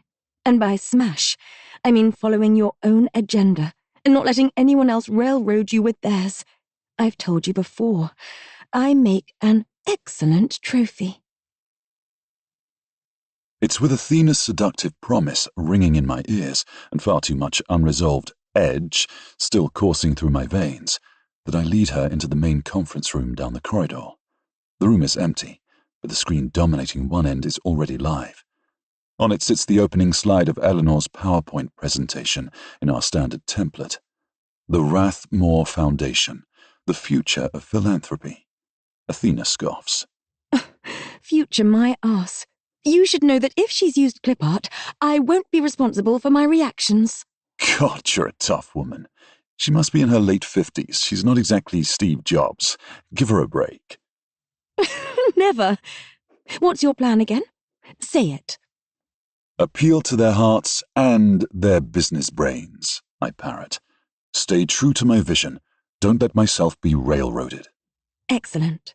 Remember, channel that edge. Fuck knows there's enough of it, thanks to you cock-blocking me. When my family members show up a few minutes later, with Eleanor and Torty, Athena and I are sitting side by side, the picture of professional decorum. This is good practice for us. We spend so much time alone together that it's hard sometimes to remember to act like colleagues in front of the broader team. We rise, greetings are given, introductions made. New season Oscar. Athena gushes at my mother as they shake hands. Oh, God, that's divine. Thanks, love, Mum says, looking genuinely touched. You've a great eye. She's wearing a pink dress and matching jacket that I haven't seen on her before, and she looks lovely. Dad's taking her out to lunch after this meeting. I suspect they're making a day of it. Is that Victoria Beckham you have on there? She asks, nodding at Athena. Sure, isn't it absolutely gorgeous on you? You've the figure for it. I think my mother would actually drop down dead on the spot if she knew the real nature of Athena's role at Rathmore, but there's no denying she appears charmed at first. It's hard not to be charmed by Athena. Her combination of looks and intellect and polish is nothing short of deadly, something my family is about to experience firsthand. Athena and my father exchange a hearty hello before she leads Mum over to the sideboard to fix her a coffee, giving my brother, who goes in for a double kiss, short shrift. Unbothered, he throws me a wink that says he's still tickled by quite how attractive my EA is. I notice the tight smile and curt nod Torty throws Athena as the latter passes her a coffee cup, and recall what Athena said about Torty disliking her and wanting my babies in equal measure. The thought makes me deeply uncomfortable. She suggested mentoring drinks after work more than once, and I have politely but firmly fobbed her off each time. She's a nice woman. I wish her all the best. Interest from well-meaning, hopeful, but ultimately unappealing women like Torty is one of the main reasons I joined alchemy. If I thought the thrills it provided were gratifying, I had no clue. Nothing and nobody is more rewarding than Athena Davenport. Even in here, making what amounts to friendly small talk with my mum and my sister Mairead, she positively dazzles. It's impossible to focus on anyone or anything else when she's in the room. I have a slight pang at the realization that this may be precisely why the likes of Torty feel threatened by her. It must be impossible not to. Our objective today? Eleanor intones with her signature gravitas and glacial pace. Is to take the first steps to formalizing how we would like the Rathmore Foundation to look as we take our charitable initiatives through to the next generation under Gabriel's capable stewardship. She looks to me for agreement, and I nod before catching Mum's eye. She's smiling. She and Dad are so excited about this. We all are. This is to be a Sullivan family endeavor, an opportunity to harness this extraordinary wealth they've amassed and put it to seriously impactful work. Might I suggest that we look to cover the following issues? Eleanor continues. She pronounces it with an S sound rather than a sh, something that always makes my skin crawl for unknown reasons. When she clicks through to the first slide, Athena kicks me under the table because the issues are surrounded by a glory of clip art. I shake my head to communicate that I am moderately amused and have no intention whatsoever of disclosing that fact. But I'm not amused as I scan Eleanor's agenda. Preservation, business support, community outreach, cultural partnerships. The wonderful thing is that there are some very illustrious precedents here in London. She continues smoothly. Below the silk scarf knotted around her neck, her more than ample bosom rises and falls alarmingly as she speaks. The Cadogan and Grosvenor estates are excellent blueprints for the kinds of philanthropy you may want to lend your names to. I feel that looking to the most established models is wise here. I notice Mum smiling and nodding as she follows along. I swear she'd follow Eleanor off the edge of a cliff if she had the opportunity. I've taken the liberty of asking Victoria to overlay, if you like, the main tenets of those models with what the Rathmore estate could apply to its land. Starting from scratch would be overwhelming and risky, in my opinion. Torty nods and opens a folder from which she gathers a sheaf of papers. It's merely a starting point, but it will give us a helpful top-down view of how these estates allocate their funds and what they consider the most compelling priorities. She tosses her hair self-consciously. I actually went for coffee with Serena Cadogan last week, and she was so helpful in passing along some tips from their key stakeholders. Why don't I pass these around? She goes to rise from her chair. I exchange a brief, loaded glance with Athena, who purses her lips together in unspoken disapproval, and hold out my hand. Torty, wait.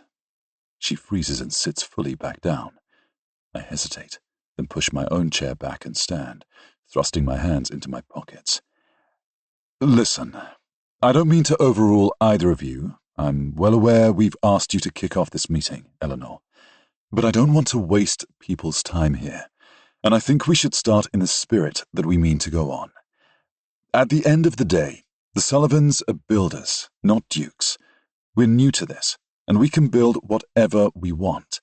We don't have centuries' worth of expectations defining how we should act, so we should absolutely be tearing up the rulebook here. I pick up Athena's briefing pack and brandish it for effect, and writing our very own. Chapter 26. Gabe. Eleanor interrupts, frowning at the briefing pack.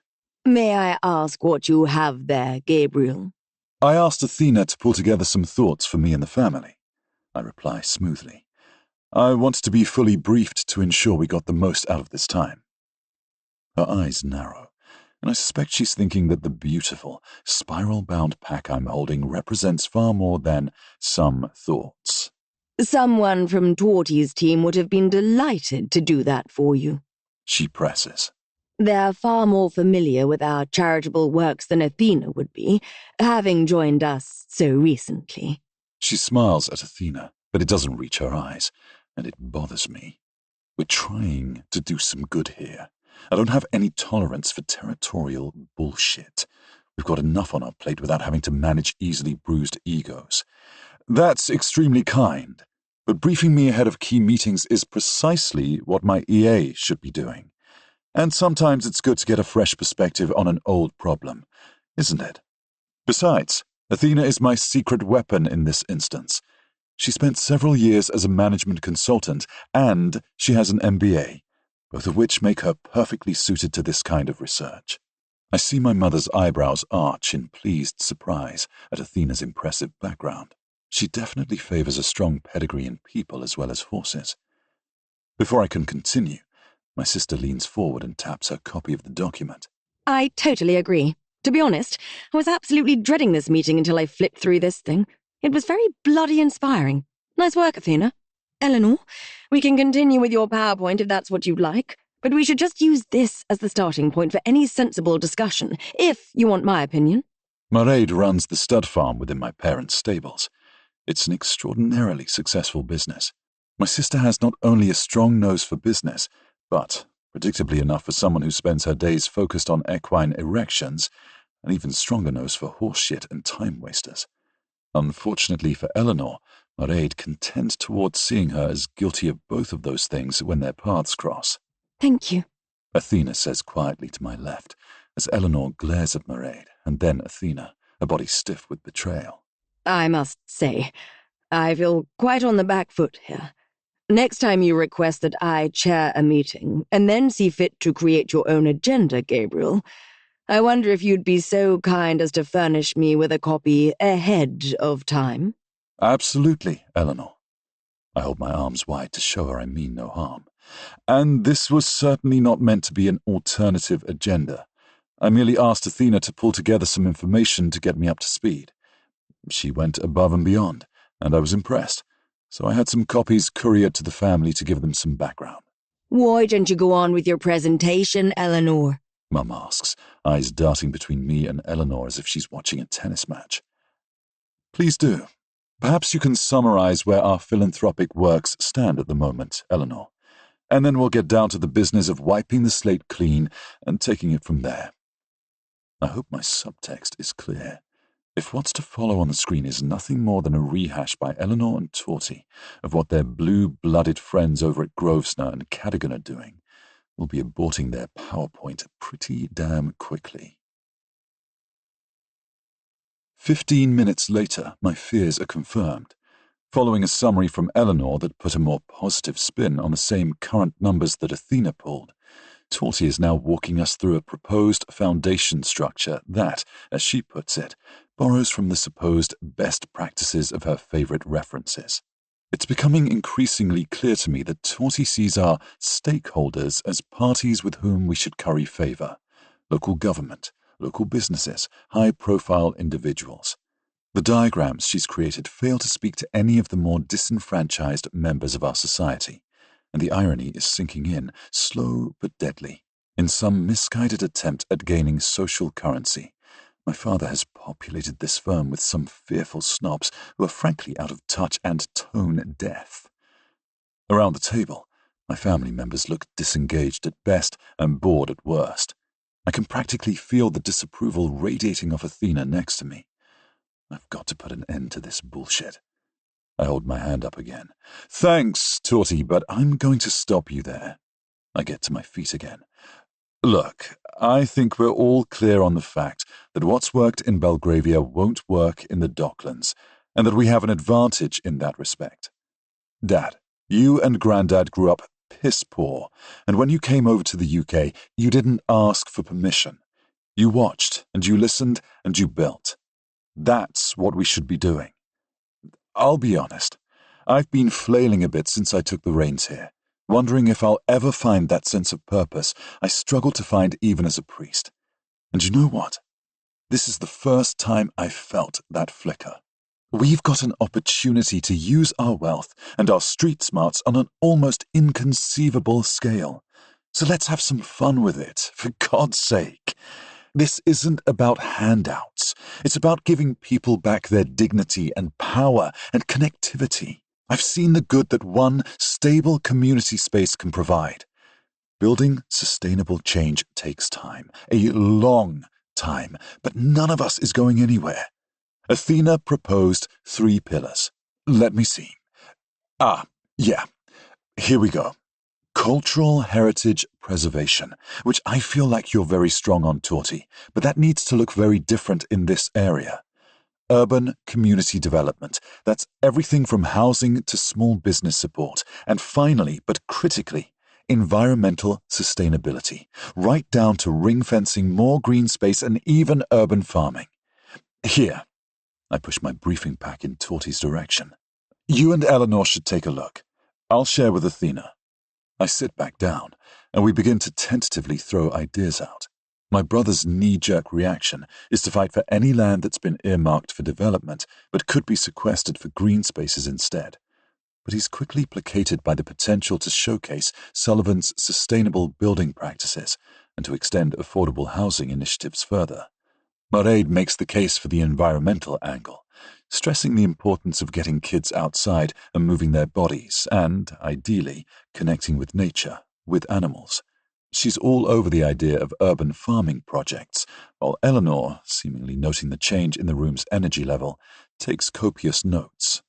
You know I like this, Dad says, throwing his glasses down and rubbing his eyes. It feels more right, I suppose.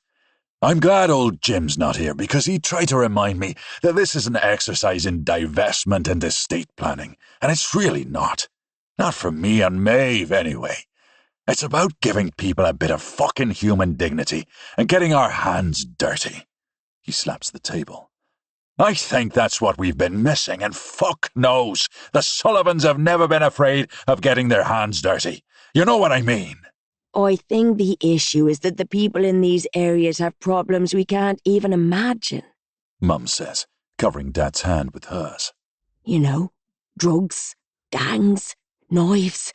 We're so out of our depth, so the safe thing to do has always been to throw money at the problem and stay well away. There's a silence that's uncomfortable and thoughtful in equal measure, because she's right, and her explanation is as good as any as to why we haven't delved deeper before. Athena had some thoughts on that side of things, I say with a glance to my left. Do you have anything to contribute? When she speaks, her voice is quietly assured. As someone who is very much removed from this, and is viewing it mainly through a management consultant lens, I'd agree, Maeve, that it would be very ill-advised to think we can wade in and throw around a bit of white saviorism and magically solve people's problems. But at the same time, if you look at the root causes and the appeal of gangs, which I'm sure is something Gabe knows more about than me, given his pastoral work, there are elements you can weave into your infrastructure that might help. They may be as basic as donating funds to the local schools to allow them to do more work, but it could also be 24/7 safe spaces, late-night sports programs, mentorship from reformed gang members. There's a lot you can do. The key, I think, is ensuring that these are led by people in the community itself. You mentioned that a lot of these endeavors could be covered by grants? I prompt. Yes, absolutely. Making your investment stretch further and work harder. I realize that a lot of the problems you'll be facing are very modern problems, she says, addressing my parents. But you have deep pockets and a whole world of expertise at your fingertips, should you want it. I promise you, there will be solutions that are just as radical, just as extreme as the problems themselves. And there are many, many experts who'd kill for a chance to work with you at the cutting edge of impact investing, because that's what you're proposing here. Some of the examples I've included have revolutionized entire communities, and there's no reason you can't shoot for the stars here too. I wish I could squeeze her hand and tell her how much I'm in her thrall every time she opens her mouth, but I can't. Instead, I double down on her message. Athena's right. This is a huge, ambitious vision, and it'll take more than a village. Honestly, I'm feeling pretty daunted. I'm not sure parish bake sales have prepared me for this kind of scale. My brother snorts. But no one's suggesting we effect change overnight. The Sullivans are excellent at building juggernauts. That's what we do. We use the best people and the best materials and the most revolutionary processes. And that goes from building insulation to horses' balls. If we take the values at the core of our businesses and we apply them to this with the help of experts in these fields, who knows what we can achieve? Hear, hear, Dad says, slapping the table for good measure. Fuck knows you're right. We didn't get where we are by being copycats. If we do this, we do it right and we do it our way. Now, I have a beautiful woman to wine and dine, so Maeve and I will leave you to thrash out the details. He pushes his chair back and nods at Mum. You ready, darling? You're a good boy, Mum tells me as she stands. I see in her face the first inkling of approval since I left the priesthood. Chapter 27. Athena. What do you get when you cross a group of thirsty seraphim with a platinum Amex? A very large cocktail bill. At least, that's the way it's looking. It's my turn to fund the Seraph drinks this evening. As the latest of this highest order of angels to start a new job, I'm putting my generous sign-on bonus to good use behind the bar of the new and sinfully decadent Bar Noir at the Montague Hotel in Knightsbridge. When the Classe Azul is flowing on someone else's dime, the seraphim flock, I observe. It's busier than the gates of heaven tonight. In reality, I couldn't give a shit about the bar tab.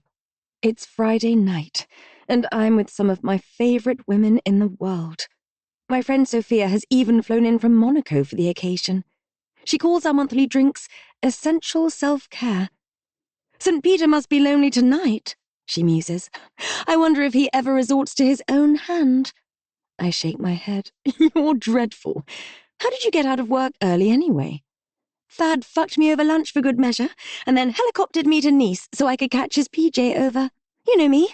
I'm all about efficiency. Llamas. Llamas, I say, holding up my shot of Clase Azul in response. We clink carefully, and then down our drinks. Tequila this excellent requires no accoutrements. Soph is Greek-born, but was educated primarily in the UK and US. The daughter of a prominent shipping family, she works for another Greek shipping magnate, Thaddeus Karavitis, and spends most of her time with him between Athens, Montenegro, and Monaco. Karavitis may be in his early 60s, but he's arguably the kinkiest bastard of any Seraph client. God knows he works so hard, and God knows she bloody loves it. He may have a wife and 4 kids, but she's more like a paid mistress than an EA, from what I can tell. The lifestyle seems to suit her. She's a lush beauty, all huge black doe eyes and pouty lips and incredible tits. Nice, I tell her. I lean in and sniff her neck. You still reek of sex, you dirty bitch. She throws her head back and cackles delightedly, earning amused glances from the rest of our little group. They all know what she's like. You know it. I just had time to spritz some perfume on before I got on the chopper. He's fucking insatiable.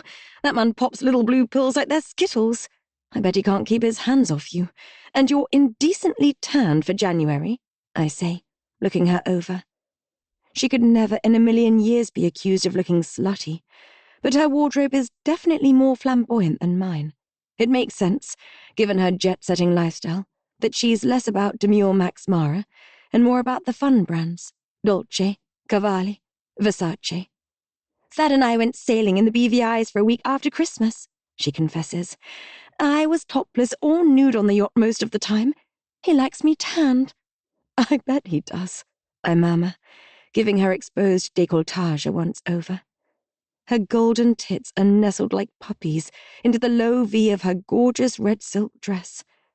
I'm not really into women, but Soph and I have fooled around once. During my brief stint with Anton Wolf, Karavitis invited him onto his yacht when it was moored in Montenegro. Let's just say the 2 tycoons put their heads together and decided upon watching me and her get each other off with vibrators before they got in on the action. I can confirm that Karavitis is an excellent poster boy for Viagra. I can also confirm that Sophia's puppies feel as fantastic as they look. In theology, seraphim are the order of angels closest to God's throne. The name Seraph, therefore, is fitting in more ways than one. Not only do our combinations of fierce intellects and ethereal polish merit it, but our positions afford us that same proximity to myriad seats of power across Europe and the US. Icarus showed us that those who fly too high can get burnt, so Soph's definition of these meetups as essential self-care is on point. Fuck knows it can be intimidating, exhausting, managing these titans of industry, these entitled men-children who aren't used to being told no, and who expect it all. Our NDAs purposely extend to individuals outside the Seraph organization only. Camille structured them so that we could share details of our work within the group on a confidential basis. Our positions in our respective firms are necessarily isolated and overly focused on one person.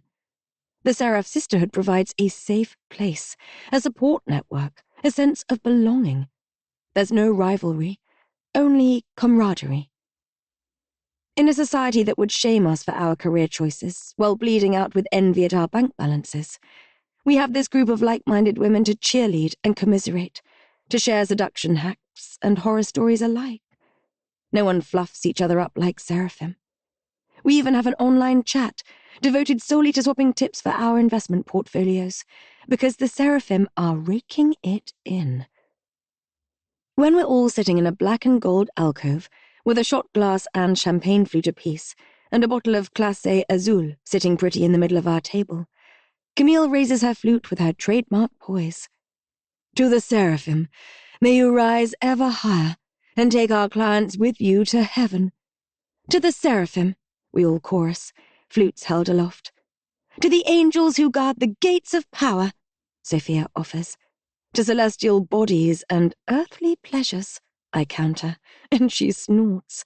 To vertical integration and horizontal negotiations, quips our friend Bree, a gorgeous black woman with a Stanford MBA and a body that's frankly ridiculous.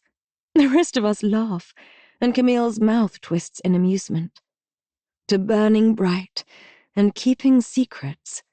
Amen to that, I say firmly, and Bree's head whips around. She doesn't miss a trick. Oh, look, the hot priest has converted her already. That's so sweet. Christianity is a good look on you, honey. Do you guys pray together, too? I roll my eyes to conceal the fact that a memory is searing itself onto my brain. Gabe's clothed body wrapped around my naked one, pumping me from behind, as he recited the book of Psalms in a way that was conflicted and filthy all at once. I only know one way to pray, I retort, and it always ends in a celestial moment for everyone involved. But it's going well, Camille asks, her face serious now. I have to say, of all the guys who walked through our doors, he seemed like one of the most thoroughly decent. The girls are watching me like hawks.